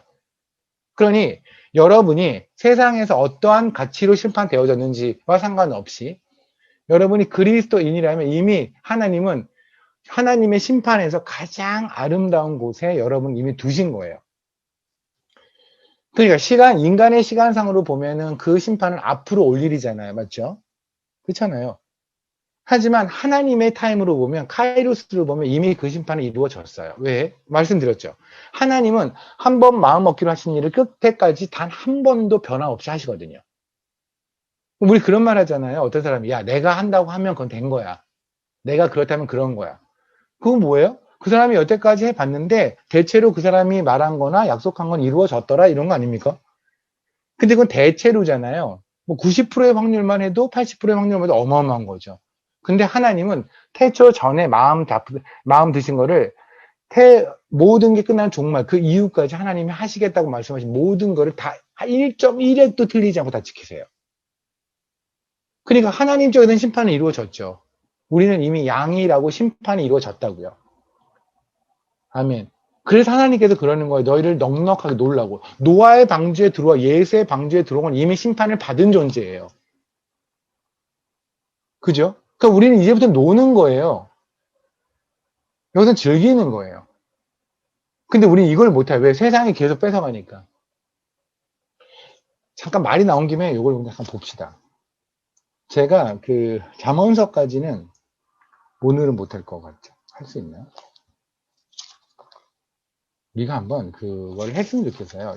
인간적으로 딱 한번 몇 시까지는 가능한지, 몇 시 이후에는 난 무조건 나가겠다 뭐 이런 거 한번 투표를 해서 했으면 좋겠어요. 그렇게 막 지 마음대로 나간 사람 다시 못 들어오게 할 수 있고 그런 거 하나요? 할 수 있나요? 지원 회사님? 아니, 물어본 거야. 그렇게 하겠다는 건 아니고, 그냥 혹시 그런 가능성이, 그런 게 있으면 참 좋겠다 싶어서. 요에서 2장에를 바꿔보세요. 28절. 제가 지금 하나님의 카이로스 약간 얘기 말씀드리다 하는 거예요. 저 아시잖아요. 그 설교하다 보면 제가 꼭지가 되게 여러 개예요. 많은 주제를 다루잖아요. 28절. 그 후에 내가 내 영을 만민에게 부어주리니 너희 자녀들이 장래일을 말할 것이며 너희 늙은이는 꿈을 꾸며 너희 젊은이 이상을 볼 것이며. 그죠? 그래서 이거 뭐 찬양도 하잖아요. 알죠? 다다다다. 노래를 못해서 어떻게 하지? 그냥 연습해서 불러드릴게요. 오늘은 안 할 거예요. 그냥 이거 찬양 알잖아요. 그죠?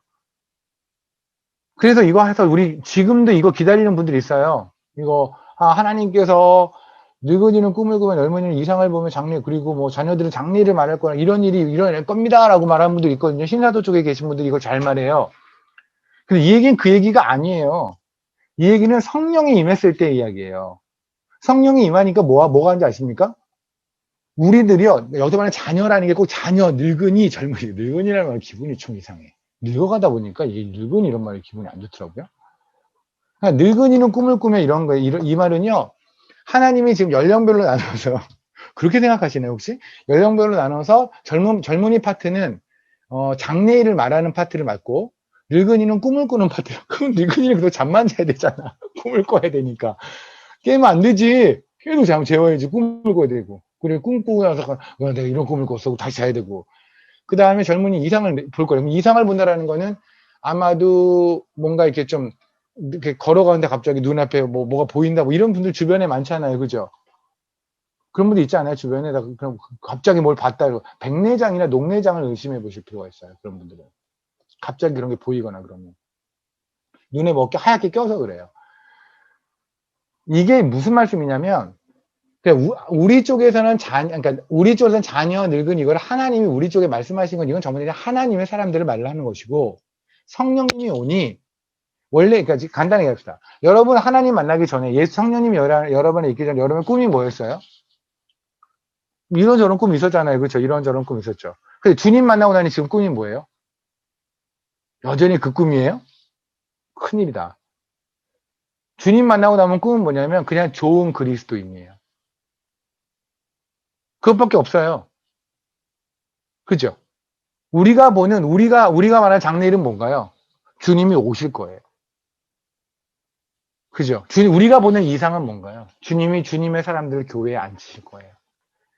지금은 그 의자가 텅 비었지만 주님이 그 의자에 하나님의 사람을 채우실 거예요. 내 교회가 될 때. 아멘. 지금은 아니지만 하나님이 나의 가족을 하나님이 구원하실 거예요. 그게 우리가 보는 이상이에요. 이 얘기는 뭐냐면 성령이 임한 사람이 하나님이 바라보는 시선으로 세상을 바라보고 주님이 오신 날을 바라본다는 얘기예요. 이걸 보면서 무슨 갑자기 자면서 꿈꾸고 뭐 하고 이런 얘기가 아니라고, 1도 아니라고요. 근데 보세요. 거기에 보면. 근데 이거를 그렇게 말씀하시는 사람들의 근거가 있어요. 그러니까 이 얘기가 지금 이미 성령이 오셨을 때 이러한 일이라고 제가 말씀을 드린 건데, 근데 저한테 이제 말씀하시는 분이 무슨 말 같지 않은 소리 하냐고 그러면서 말해요. 29절. 그때 내가 또 내 영을 남종과 여종에 부어줄 것이며 내가 이적을 하늘과 땅에 베풀리니 곧 피와 불과 연기 기둥이라. 그리고 여호와의 크고 두려운 날이 이르기 전에 해가 어두워지고 달이 핏빛같이 변하리라. 계시록 6장을 잠깐 보실래요?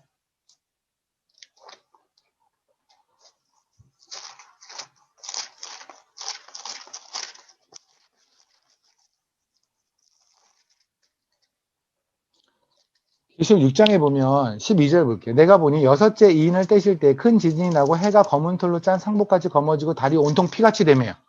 그죠? 그리고 하늘의 별들 무화과 나무가 대풍에 흔들려 설익은 열매 떨어지며, 그러니까 지금 요엘서에서 말씀하신 이 부분이 계시록의 이야기랑 흡사하잖아요. 맞죠? 근데 이 일은 지금 아직 안 일어났단 말입니다. 그러니 우리는 어떤 생각을 하냐면, 그러니 위에 있는 것도 일어나지 안 일어난 거 아닌가. 제 말이 좀 이해가 되나요? 그러니까 밑에 있는 달이 붉어지면 이것이 아직 안 일어난 계시록의 이야기라면, 요엘서의 이야기가 위에 있는 이야기도, 위에 있는 그 뭐 누가 꿈을 꾸고 누가 이상을 보고 뭐 이런 이야기도 아직 안 일어난 이야기가 아닌가. 그럼 나중에 말세에 정말 주님이 오시는 그 말세에 갑자기 사람들이 뭐 늙은이가 뭐 꿈을 막 꾸기 시작하고, 늙은이는 원래 꿈을 많이 꿔요. 나이가 들면 우리 할머니 보면 진짜 꿈을 어마어마하게 꾸시더라고요.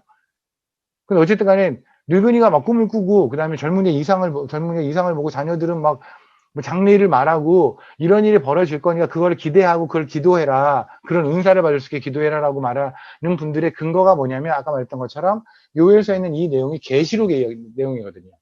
그러니까 그 위에 것도 일어나지 않았다는 거죠. 이해되세요? 근데 그것이 아니라고요. 성경에서는 말라기를 보세요. 지금 보여드리지 않을게요. 말라기를 보면 주님이 오시는 이야기, 그러니까 이사야서만 보도 그러죠. 주님이 오세요. 볼게요. 그냥 이사야서 11장인가요? 11장. 이사야서 11장을 보면 보세요. 이새의 줄기에서 한 싹이 나며 그 뿌리에서 한 가지가 나서 결실할 거죠. 누구 얘기예요? 이새의 뿌리. 아빠가 이새래요. 예수 그리스도. 그죠? 그러니까 다윗의 뿌리잖아요. 그잖아요. 아빠가 이새, 그리고 그 밑에가 다윗, 그리고 그 뿌리에서 주님이 나오시잖아요. 지금 주님이 이야기하는 거잖아요. 그러면 지금 이 얘기는 뭘까요? 이새의 줄기에서 한 싹이 나오는 건 주님이 지금 이 땅에 오신 초림에 관한 이야기죠. 우리 육신돼서 오신 이야기. 맞죠? 그런데 어떤 얘기가 갑자기 나오냐면 6절 보세요. 그때 이리가 어린 양과 함께 살며 포범이 어린 염소와 함께 누우며 송아지와 어린 사자가 살찐 짐승이 있어 어린 아이가 끄안고 암소와 곰이 함께 먹으며 그들의 새끼와 함께 엎드려 사자가 소처럼 풀을 뜯어먹는데요. 정말 사자 풀 뜯어먹는 소리 아니에요 이거? 맞죠? 근데 보세요. 여러분 혹시 사자가 풀 뜯어먹는 거를 본 적 있나요? 암소하고 암곰하고 같이 이렇게 뭐 먹고 이런 거 본 적 있나요? 또 어디선가 본 거라고 막 우리 미리가 지금 기억을 더듬고 있는데, 그건 기억을 더듬을 얘기가 아니에요. 그런 일은 아직 안 일어났어요. 동물원에 있는 그 이상 기후라든가 갑자기 머리 뭐 세게 부딪혀서 이런 애를 빼놓고는 그런 일 없어요. 무슨 사자가 풀을 뜯어먹니? 그렇잖아. 그러면 이 얘기는 뭐냐면 주님이 다시 오셨을 때 오셔서 천국의 이야기예요. 그러니까 태초에 처음에 세상을 하나님 만드셨을 때 육식이 있었어요, 없었어요? 노아의 홍수 이후에 육식이 허락됐거든요. 그러니까 지금 고기 없으면 죽는 사람들 있잖아요. 박지원 목사님. 고기 없으면 미쳐 죽는 사람들, 그런 사람들 같은 경우에는 노아 때 죄를 지었던 그 사람들 너무 고마워야 돼요. 그들이 죄를 지어서 주님이 다 쓸어버리는 바람에 먹을 게 없는 거예요. 그래서 그때 고기를 허하셨어요. 그럼 봅시다. 애초에는 뭐였는데, 처음에. 그 이전까지. 그럼 사자는 뭐 먹고 살았을까요? 풀. 소는? 풀. 여러분 혹시 소하고 염소하고 싸우는 거 본 적 있어요? 안 싸워요. 안 싸워요. 그들은 나란히 풀 뜯어 먹어요. 염소하고 송아지는. 그죠? 그때는 사자도 풀 뜯어 먹었다고요. 아무리 생각해도 그림은 좀 안 나오긴 해요. 사자의 그 포스로 풀을 뜯어 먹는 게 그림은 안 나오지만 어쨌든 간에 그 그림을 나중에 우리는 보게 될 거란 말입니다. 그게 바로 원형의 회복이에요. 이해되세요? 그러니까 주님이 다시 오시고 나면, 주님이 이제 초림하셨죠? 다시 오시고 나면 그 원형의, 완전한 원형의 그 땅이 바로 천국이 될 거란 말입니다. 이해되십니까? 그러면 지금 이사에서 11장 이야기는 뭐예요? 주님의 초림과 재림이 같이 들어있는 얘기죠. 맞죠? 주님은 이미 오셨잖아요. 초림에 이세의 줄기에서 뿌리가 한 싹이 왔잖아요. 그런데도 사자가 풀을 뜯어먹지 않고 있거든요. 이 일이 일어나는 것은 다시 주님이 오실 때 이야기거든요. 그러면 한 장 안에 주님의 초림과 재림이 들어있죠. 이해되십니까? 이게 무슨 말이에요? 왜냐하면 하나님 쪽에서는 주님이 이미 태초에 세상에 만들어지기 전에 주님이 이 땅에 2번 오시기로 작정하셨으면 하나님 쪽에서는 이미 결론 난 이야기라고요. 이해되세요? 오케이. 말이 많이 옆으로 좀 갔습니다. 어쨌든 제가 지금 심판에 관한 이야기가 여기까지 왔는데요. 다시 할게요. 우리 지금 잠언서에서 손이 부지런하다라는 얘기를 할 때 그 부지런, 그러니까 영어로 하면 diligence인데 이 diligence라는 말이 히브리어에서 얘가 가지고 있는 게 금이란 뜻도 있었는데 또 하나 위에서 진리, 거짓 이것과 거의 무게가 비슷한 단어가 무엇이 있냐면 심판이란 말이 있다는 말이에요. 그래서 제가 아까 요에서 3장에서 말씀을 나눴죠. 그죠? 그래서 심판의 날, 다시 요에서 다시 볼게요. 요에서 3장입니다.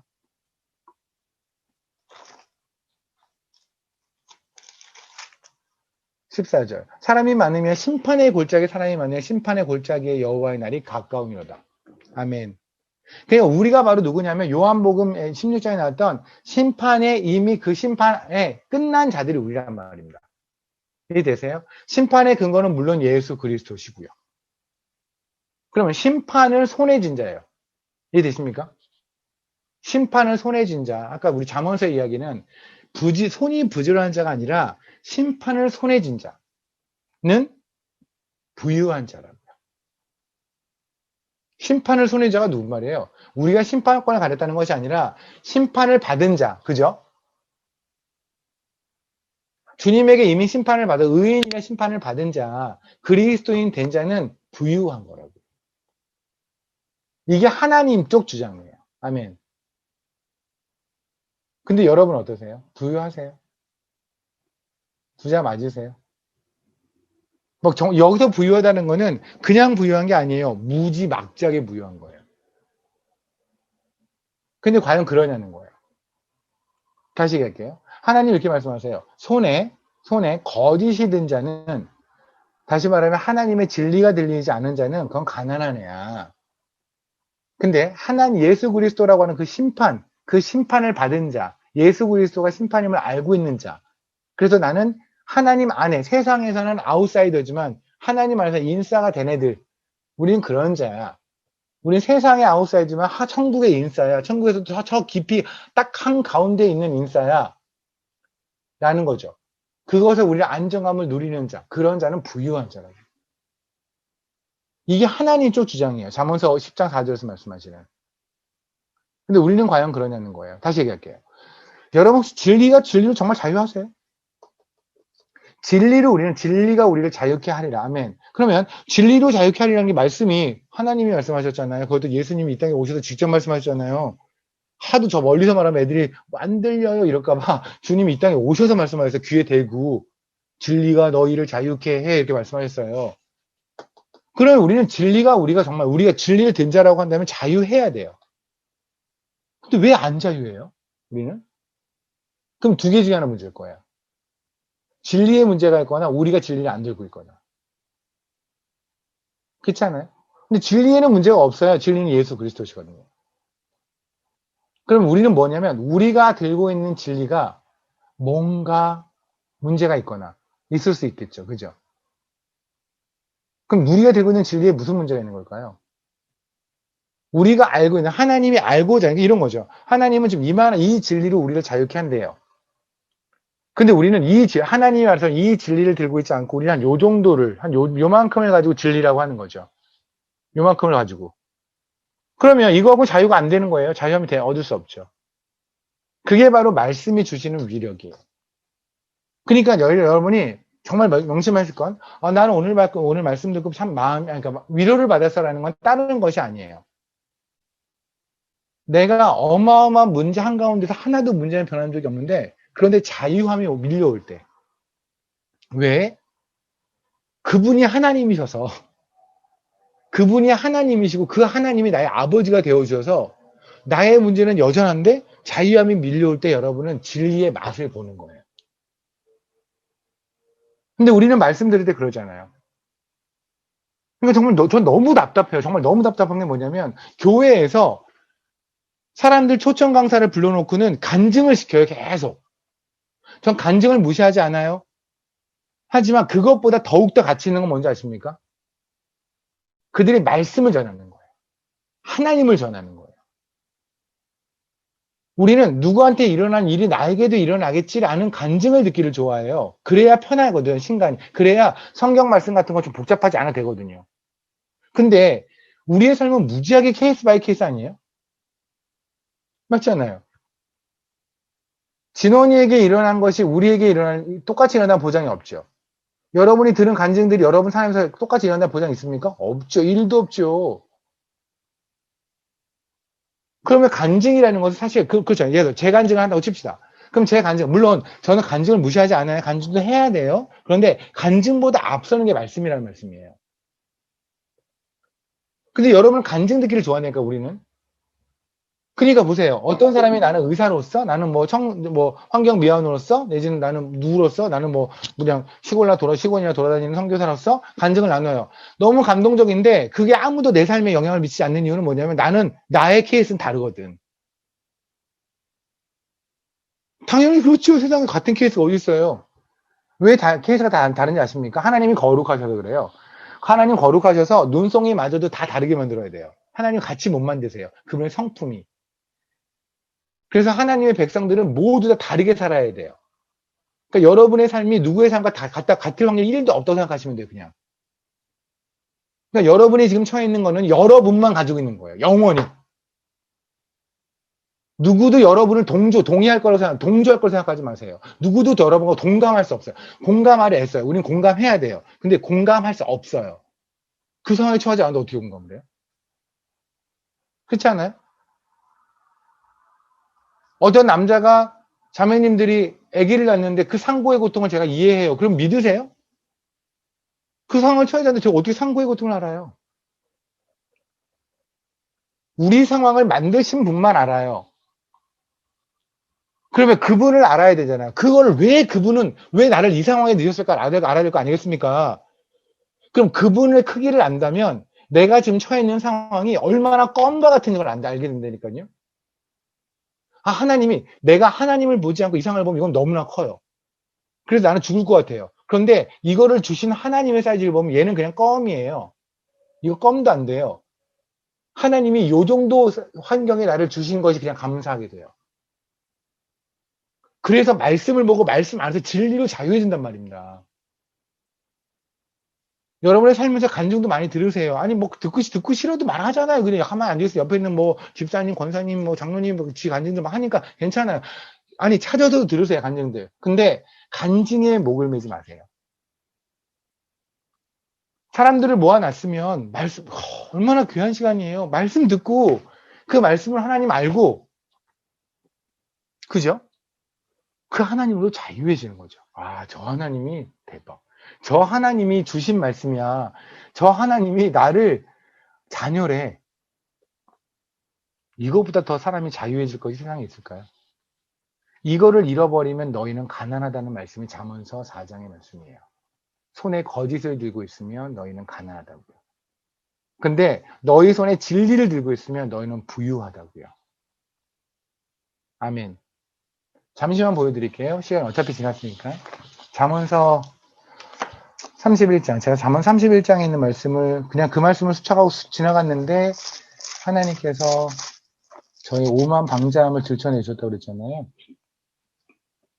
잠언 31장은 다시 말씀드리면 10절서부터 31절까지는 현숙한 안에 그리스도인에 관한 말씀드렸어요. 예를 하나만 드리면 13절에 보면 그는 양털과 삼을 구하며 여기서 그라는 건 그녀죠. 그리스도의 신부, 우리들. 우리는 양털과 삼을 구한대요. 양털과 삼을 여러분 구해본 적 있나요? 제이 집사님은 평생 살면서 양털과 삼을 구해본 적 있나요? 그러면 당신은 매우 현숙하지 못한 아내랍니다. 이렇게 말하면 진짜 우리 다잖아요. 그죠?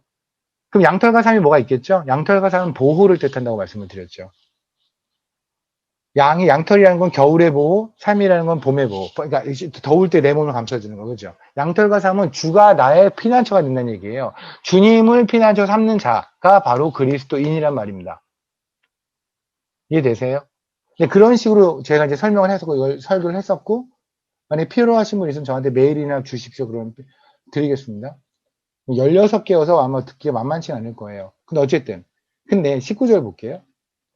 그럼 이때도 마찬가지로 손으로 손뭉치를 들고 손가락으로 가락을 잡으며 그럼 이게 만약에 액면 그대로 한다면 우리는 죽었다 깨도 현숙한 아내가 되지 못하죠. 현재 스코어. 죽을 때까지 한 번쯤은 물레질을 해야 되는 거잖아요. 물레질하라는 얘기거든요, 이거. 그럼 손뭉치를 들고 손가락을 가락을 잡으며가 뭘까요? 여기는 손뭉치라고 되어 있잖아요. 이 손뭉치라는 게 카솔이라는 말인데 히브리어는 이게 이제 뜻이 그냥 손뭉치 이런 뜻도 있는데 사실은 또 다른 뜻이 있는 게 있어요. 그게 어디 있냐면 에스더에 있어요. 에스더. 에스더는 에를 찾으시면 됩니다. 스를 찾으면 에스라로 가요. 에스더를 보면 8장을 볼까요? 시간 간 김에 좀만 더 할게요. 너무 바쁘신 분 나가십시오. 다 쳐다보겠습니다. 에스더 8장 볼게요. 8장에 보면 5절. 이르되 왕이 만일 즐거워하시면 내가 왕의 목전에 은혜를 입었고 또 왕이 그 이 일을 좋게 여기시면 나를 좋게 보실 텐데 조서를 내리사 아각 사람 아무다다의 아들 하만이 왕의 각 지방에 있는 유다인을 진멸하려고 꾀하고 쓴 조서를 철회하소서. 이때 왕이 만일 즐거워하시고 내가 왕의 목전에 은혜를 입었으면 또 왕이 이 일을 좋게 여기시면 라고 돼 있잖아요. 이게 영어로 하면 if the things seems right예요. right before the king이거든요. 이것이 왕 앞에 right 올바르게 보이면 이때 이 right라는 말이 지금은 이 손뭉치랑 같은 뜻이에요. 그러니까 손뭉치라는 뜻이 갖고 있는 거에 또 다른 의미가 이 right예요. 이해되십니까? 올바르다, 옳다. 그냥 굳이 말하면 proper, 뭐 적합하다 뭐 이런 뜻이죠. 옳다, 올바르다. 그러면 이해가 되죠. 잠어서 뭐라는 거예요? 손에 손뭉치를 들라는 얘기예요. 손에 올바른 걸 들으라고요. 이해되십니까? 뭐가 올바른데요? 진리가 올바르죠. 아까 했던 얘기랑 같은 얘기를 잠언서 10장 4절에 얘기하고 진리를 들지 않으면 가난한 거고 진리를 들은 자가 부유하잖아요. 손에 손뭉치를 들라고요. 진리를 들라고요. 그 다음에 손가락으로 가락을 잡으면 이라고 돼 있잖아요. 손가락으로 가락을 잡는데 이때 가락이라는 말이 페렉이라는 말인데 이 페렉이 그러니까 사실 가락이라고 쓰이는 건 하나밖에 없어요. 얘가 뭐가 있냐면 느헤미야를 잠깐 보실래요? 느헤미야 3장입니다. 느헤미야 3장 보면 그 다음은 예루살렘 지방의 절반을 다스리는 후루의 아들 르바야의 중수였고 그 다음에 12절 보세요. 그 다음은 예루살렘 지방 절반을 다스리는 하고 이렇게 나오죠. 16절 보실래요? 그 다음 벳술 지방 절반을 다스리는. 전 지금 제가 하나를 더 읽을게요. 것 중에서 내가 17절까지 읽겠습니다. 그 사람은 레위 사람 바니의 아들 루훔이 중수하였고 그 다음은 그일라 지방 절반을 다스리는 하사야가 그 지방을 대표했다. 여기 있는 네 절 중에서 공통적으로 나온 단어가 하나 있죠. 예루살렘 지방, 그리고 벳술 지방을 대표하여. 그죠? 지역, 디스트릭트 있죠. 어떤 지역. 이런 뜻이 있거든요. 그러니까 여기서 아마도 여기서 말하는 손가락으로 가락을 잡으면라는 건 여기서 말하는 가락이 뭐냐면 저도 물레질을 해보진 않았지만 이 말씀 때문에 제가 물레질을 간접으로라도 공부할 수밖에 없었는데 이런 게 있대요. 여기 축이 있고 여기서 돌리는 거 있죠. 이렇게 있잖아요. 아까 손뭉치라는 게 바로 요거예요. 돌아가는 거. 축 있잖아요. 얘 축. 이게 바로 페렉이에요. 그래서 아마 축이라는 것 때문에 기둥의 개념이 있어서 아마 디스트리트라는 말이 생겨난 것 같아요. 왜냐하면 어떤 지역을 만들려면 지방을 구분하려면 그죠? 여기 이렇게 기둥들을 세우거나 어떤 줄을 거가지고 얘는 뭐 경상도 얘는 전라도 이렇게 될까 알겠습니까? 그러니까 디스트리트라는 게 바로 전라도 경상도 같이 어떤 지역 구분을 뜻하는 지방의 뜻이란 말입니다. 오케이. 그러면 굳이 이거를 굳이가 아니죠. 그렇게 해석할 수밖에 없죠. 19절에 손으로 손뭉치를 들고 손가락으로 가락을 잡는 자가 그리스도인이라는 거예요. 맞죠? 그렇잖아요. 그러면 손으로 진리를 잡는 자, 손뭉치가 아까 올바른 것이라고 했으니까 진리를 잡는 자는 아까 10장 4절에 있는 말씀과 더불어서 이해하면 될 것 같고요. 그 다음에 손가락으로 가락을 잡으며. 근데 여기서 가락이라는 거는 분명히 물레는 아니라고 우리가 다 말씀을 드렸고, 그럼 물레는 아닌데 이것이 어떤 지역, 지방의 뜻이라고 한다면 어떤 구역. 그죠? 그러면 그리스도인이 헌신해야 되는 구역. 이 땅에서는 어디고 죽어서는 어딜까요? 아시잖아요. 이 땅에서 그리스도인이 헌신해야 되는 모든 삶의 중심이 돼야 되는 중심의 축이 돼야 되는 게 어딜까요? 이 세상에서. 교회예요. 이 세상에서 교회가 나의 삶의 중심이고 그 구역을 섬기는 것이 내가 할 일이에요. 그리고 나서 이것이 바로 지금 이게 제가 그랬잖아요. 교회는 천국의 모델하우스라고. 이 교회에 있는 이 모양에서 삐걱거리죠. 못난 것도 많고 부족한 것도 많고 하지만 어쨌든 하나님을 사랑하는 마음이 있고 어떻게든 예배로 회복되어지고 그럼에도 불구하고 그리스도라는 이름이 나오면 눈물을 흘리는 것들이 모여서 지지고 볶고 하더라도 어쨌든 여기가 답이잖아요. 진리가 있다면. 그죠? 여기에서 이제 이따가 주님이 오시면 우리의 미움 사라지고 우리의 못난 거 사라지고 온전하게 하나님만 사랑하고 하나님만 있는 곳으로 가겠죠. 그죠? 이게 바로 그리스도인이라는 말씀이 아닐까요? 그리스도인은 진리를 섬겨야 되고 진리를 잡아야 되고요. 그리고 하나님이 주신 그 구역에서 최선을 다해야 되고요. 그리고 내가 심판을 받았다라는 거, 심판에서 이미 나는 살아난 자라는 거를 오르신 하나님께서 그렇게 결정하셨다는 것을 내가 지금 노력해서 구원을 받는 것이 아니라 하나님이 그렇게 결정하셨기에 나는 지금부터 하나님에게서 그냥 자유롭게 노는 것. 20절까지 하고 말씀 마치겠습니다. 기왕에 했으니까요. 그는 공고한 자에게 손을 펴며 궁핍한 자를 위하여 손을 내밀며 그러죠. 이 말씀도 저도 그랬어요. 그냥 가난한 자 도와주자 뭐 이런 거. 그죠? 궁핍. 그러니까 원래 영어로도 뭐 the poor이나 the needed이나 필요한 사람들을 도와주고 가난한 사람을 도와주고. 근데 또 그렇게 하기에는 앞에 있는 말과는 너무나 좀 무게감이 확 차이가 나는 거. 그죠? 그리고 또 이거는 그리스도인만 하는 일은 아니잖아요. 남 도와주는 거 뭐 차라리 그리스도인보다 더 많은 사람들이 하잖아요. 그리스도인은 연말 뭐 성탄절이나 돼야 뭐 나오고 그러지 않나요? 물론 우리 여기 있는 여러분들 같은 경우 안 그러겠지만 많이 좀 그러잖아요. 뭘까 이게? 여기서요. 거기서 공고한 자라고 얘기가 나왔잖아요. 그 공고한 자란 말이 뭐냐면 그냥 히브리어에 있는 말은 안 할게요. 원래 아니라 말이 아니에요. 어원이 안 하니까 얘가 뭐냐면 출애굽기 1장을 볼게요. 출애굽기 1장.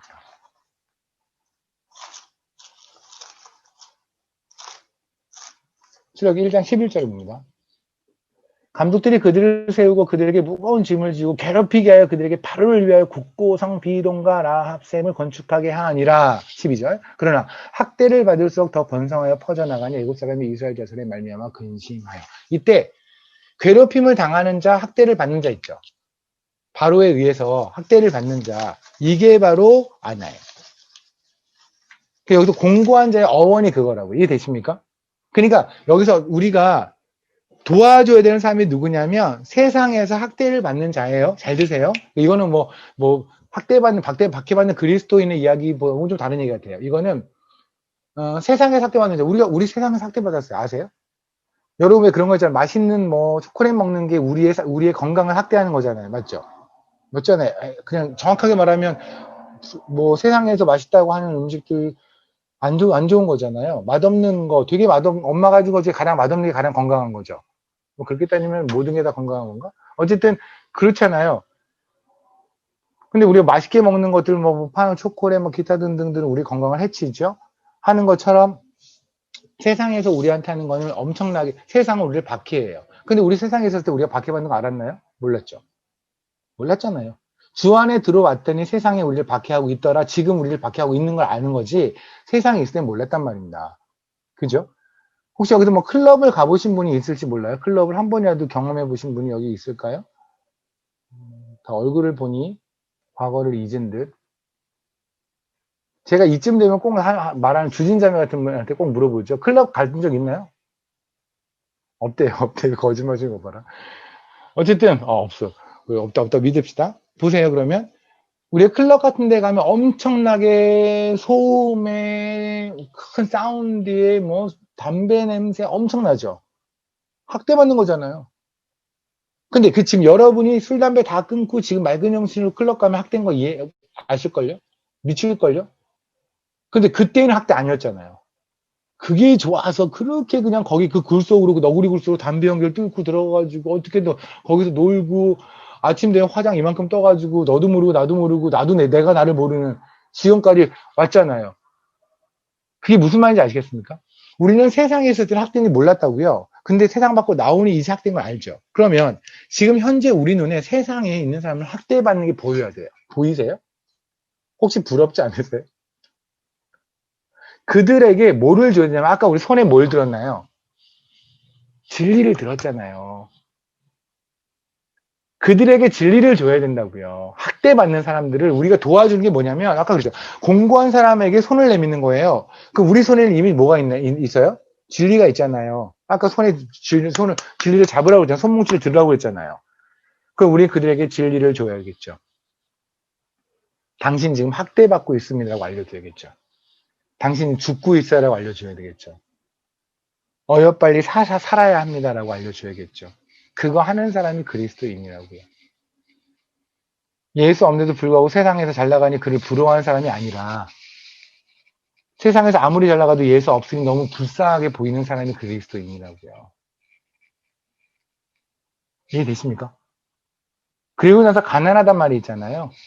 여기는 가난하다는 건 말 그대로 가난한 거예요.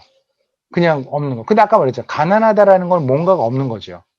그럼 우리가 진리를 알고 심판의 손을 가진, 다시 말하면 심판을 이미 받아서 주 안에 들어온 안정을 누리는 내용이 안전한 자들, 나의 영생이 안전하게 된 자들이 세상에서 박해받는 자들을 뭘로 도와준다고요? 진리로 당연히, 그죠?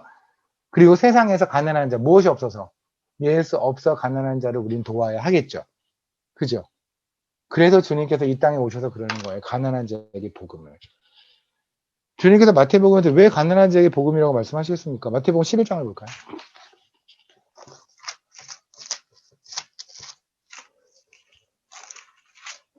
너무 깜짝 놀랄 일이에요. 11장에 보면 세례 요한이 자기 제자들을 보내요. 세례 요한이 지금 감옥에 있습니다. 세례 요한이 보기에 세례 요한은 예수님이 두 번 오실 거를 대한 정보가 없었던 것 같아요.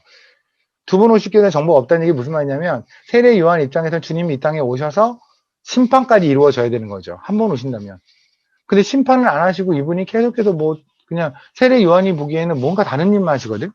그래 이제 감옥에서 말하잖아요. 제자들 보내서 그러니까 혹시 다시 또 오세요? 이거 물어보는 거예요. 혹시 요번에 오셨다가 다음에 한번 더 방문하실 계획이 있으신가? 아니면 요번에 다 초부를 보시는 건가요? 이게 지금 세례 요한의 질문이에요. 그때 주님께서 하셨던 말씀이 뭐냐면 이제 보이시죠? 5절. 맹인이 보며 못 걷는 사람이 걸으면 나병 환자 깨끗함을 받으며 못 걷는 자가 들으며 죽은 자가 살아나며 가난한 복음을 전파한다고 하라. 그러니까 질문이 뭐냐면 우리가 23절이에요. 예수께서 그가 당신이 오니까 우리가 다른 일을 기다리오리까. 또 기다려야 하나요? 주님은 당연히 알겠네. 당연히 알죠. 그렇잖아요. 어린 양이다 고백했고 본인이 내가 당신의 신발끈을 들지 못할 정도입니다라고 아는 사람 알아요. 근데 혹시 다시 오시나요? 라는 걸 물어봤는데 주님께서 뭐라고 하셨냐면 맹인이 보면 못 걷는 사람이 걸으면 나병하니 왜 뜬금없이 왜 그럴까요? 이게 누구 얘기예요? 우리 얘기예요. 아까 그랬죠. 세상에서 박해받았지만 알지 못했던 맹인들. 그죠? 세상에서 절대 고치지 못한 나병 환자, 구약에서 나병 환자는 늘 죄인을 뜻하거든요. 나병 환자였던 자들, 죄인이었던 자들. 그죠? 그리고 못 듣는 자들. 우리는 주에 뭐가 옳은 얘기인지 뭐가 틀린 얘기인지 전혀 구분하지 못하고 살았던 자들이냐. 그냥 우리는 맹인이었고 우리는 그냥 규머거리 아니었습니까? 그죠? 그리고 못 듣고 죽은 자들. 우리잖아요, 딱. 그죠? 왜 못 걸어요? 우리 땅에 붙어 살았거든요. 땅에 붙어서 땅에 단절하고 살았잖아요. 근데 이제는 허리를 펴고 하늘을 보게 된 자들. 그죠? 꼬부라진 여인 고쳐준 것처럼.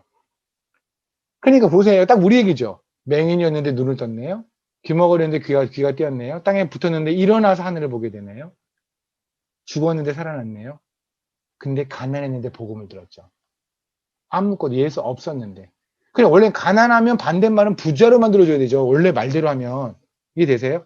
근데 가난한 자에게 뭐래요? 복음이. 그러니까 여기서 말하는 가난한 거는 물질적인 가난이라는 의미보다는 예수, 복음이 없는 상태가 가난이라고요. 이해되십니까? 복음이 없는 자가 가난하니까 그 사람한테 복음 주라고 하겠죠. 만약에 쌀이 없는 게 가난이라고 하면 쌀을 주라고 할 것이고. 그러니까 주님 입장에서 진짜 가난한 자는 누구냐면 정말 찢어지게 가난한 자는 돈이 없는 자가 아니라고요. 복음이 없는 자라니까요. 근데 우리는 그 주님의 시선에 우리가 과연 맞추고 있냐는 거예요. 어찌 보면 세상에서 돈이 많은데 난 부러워까지 한단 말이에요. 지금 예수가 없는데 그에게.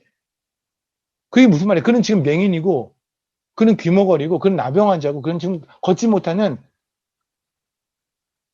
그런 자인데도 불구하고 우리는 그를 막 너무너무 부러워해요. 돈이 있다는 것 때문에 세상에도 유명하거든. 이건 말이 아니죠. 세상에서 가난한 자, 예수 없고 복음 없어서 지가 어디로 가는지도 모르고 왜 웃는지 왜 우는지도 모르는 자들. 그 자에게 가서 뭐라고요? 손을 피라고요. 그의 손을 잡아주라고요. 진리로 잡아주고요. 당당함으로 잡아주라고요. 그가 그럴 거예요. 야, 네 앞날이라 걱정해. 네 꼬라지를 봐. 네 통장 얼마 있어? 내가 뭐 내 통장을 보여줄까? 했을 때 그것과 상관없이 주의 자녀된 그 당당함으로 주님의 신부라고 하는 그 자신감으로 그 자존감으로 나아가라고요. 그 손을 잡아주라고요. 심판의 손으로 그를 잡아주라고요. 그를 잠언서 31장에서는 그래야 네가 현숙한 아내다. 네가 주의 신부라고 말씀하시는 겁니다. 다시 읽을게요. 손으로 손뭉치를 들고 손가락으로 가락을 잡으며 그는 공부하며 손을 펴며 궁핍한 자를 위하여 손을 내밀며. 아멘. 이제 이 말씀이 왜 잠언서 10장 4절하고 연결되는지 아시겠습니까? 사실 저도 이 뒤에 있는 말씀은 그냥 넘어갔었어요. 아까 말씀드린 것처럼 그냥 저도 게을러서 우매해서 넘어갔었는데 오늘 말씀을 보면서 주님께서 좀 저의 오만한 교만함도 좀 뜯어 고치시고 다시 한번 그러니까 정확하게 말하면 잠언서 17번에 걸쳐 설교한 꼴이 된 건데 어쨌든 정리하겠습니다. 잠언서 10장 4절에 있는 말씀은 언뜻 보면 그냥 겉으로 이렇게 보면 그래 부지런하면 잘 살고 게으르면 못 사는구나 라고 그냥 보고 넘어갔던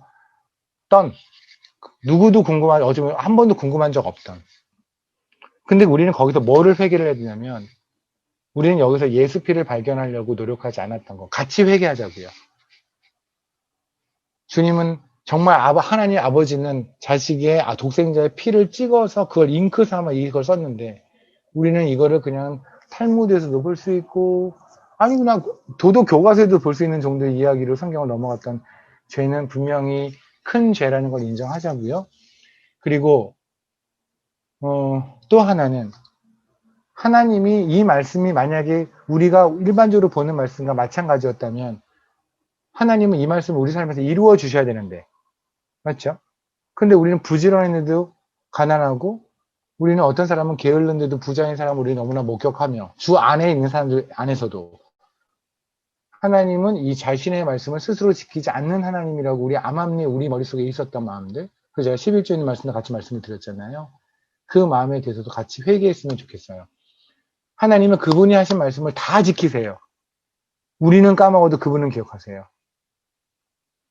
이 땅에 주님 오신다는 얘기 태초에 주님 세상을 만들기 전에 세 분 하나님만 결정하신 거예요. 누구도 몰랐어요. 누구도 몰랐어요. 근데 하나님은 누구도 모르는 그걸 스스로 지켜버리세요. 말씀에 쓰시잖아요. 히브리서 1장에 쓰시잖아요. 내가 그로 말미암아 세상을 창조했다. 그를 만유의 상속자로 세우고 내가 세상을 창조했다. 라고 말씀하시잖아요. 말 안 해도 되는 거예요. 그게 하나님이에요. 그럼에도 불구하고 말씀을 그냥 이거는 뭐 하나님의 말씀 믿든 말든 될 수도 있고 안 될 수도 있는 껌으로 봤던 거 11조의 말씀과 더불어 같이 회개했으면 좋겠고 이제라도 그러지 않게 저같이 멍청해서 말씀을 못 알아듣는 걸 어떻게 하겠습니까? 그런데 애초에 그런 마음조차도 없다면 해석조차도 쓰레기처럼 해석해놓고 그걸 하나님이라고, 하나님 아닌 하나님을 하나님이라고 믿고 살았던 모든 순간은 분명히 하나님께 회개를 해야 돼요. 그건 아니잖아요. 여러분도 마찬가지로 여러분이 한 거 오해만 받아도, 좀만 오해만 열받으면서 왜 하나님은 그렇게 오해하기를 즐거워하세요? 그동안 잘못 오해했던 거에 대해서 제대로 잡혀진 거에 대해서 감사는 하지만 죄송함은 없는. 그건 아니거든요. 그래서 우리는 어떻게 봤냐면, 이게 손을 게으리 한다는 게 난 게으르고 부지런한 문제가 아니라는 걸 동의를 했고요. 그래서 찬찬히 봤더니 이 게으르다는 말은 게으르다는 게 아니라 거짓의 이야기구나. 뒤집어 가면 손에 거짓을 들고 있는 것은 가난한 자다. 세상에 있는 가치를 들고 있는 건 가난한 자다. 그들의 주장을 들고 있는 건 가난한 자다. 그죠? 근데 그걸 놓은 자들은, 다시 하나님의 진리를 듣는 자들은 부유한 자다. 그리고 나서 잠언서 31장을 봤더니 손에 손뭉치를 들어라. 진리를 들어라. 올바른 걸 들어라. 그리고 그 손으로 가난한 자를 도우라. 그 진리로 그들을 도와라. 그죠? 박해받는 자들이 있어. 그들을 네가 진리로 도와라.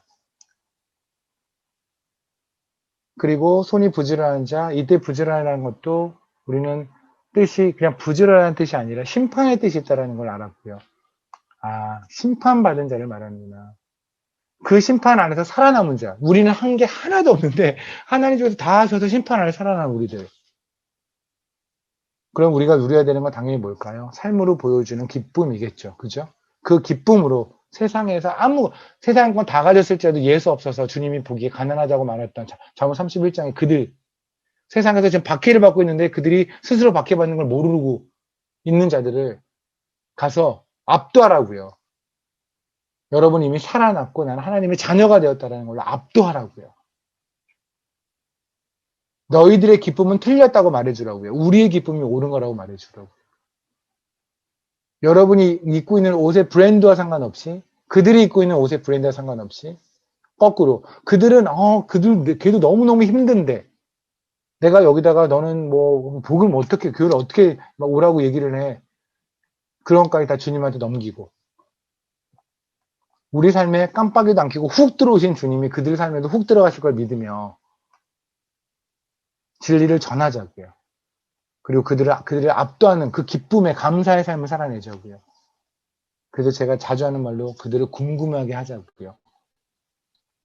그런 거를 성경에서는, 잠언서에서는 네가 바로 그리스도인이라고 말씀하십니다. 그리스도인으로 살면 좋겠습니다. 기도하시겠습니다.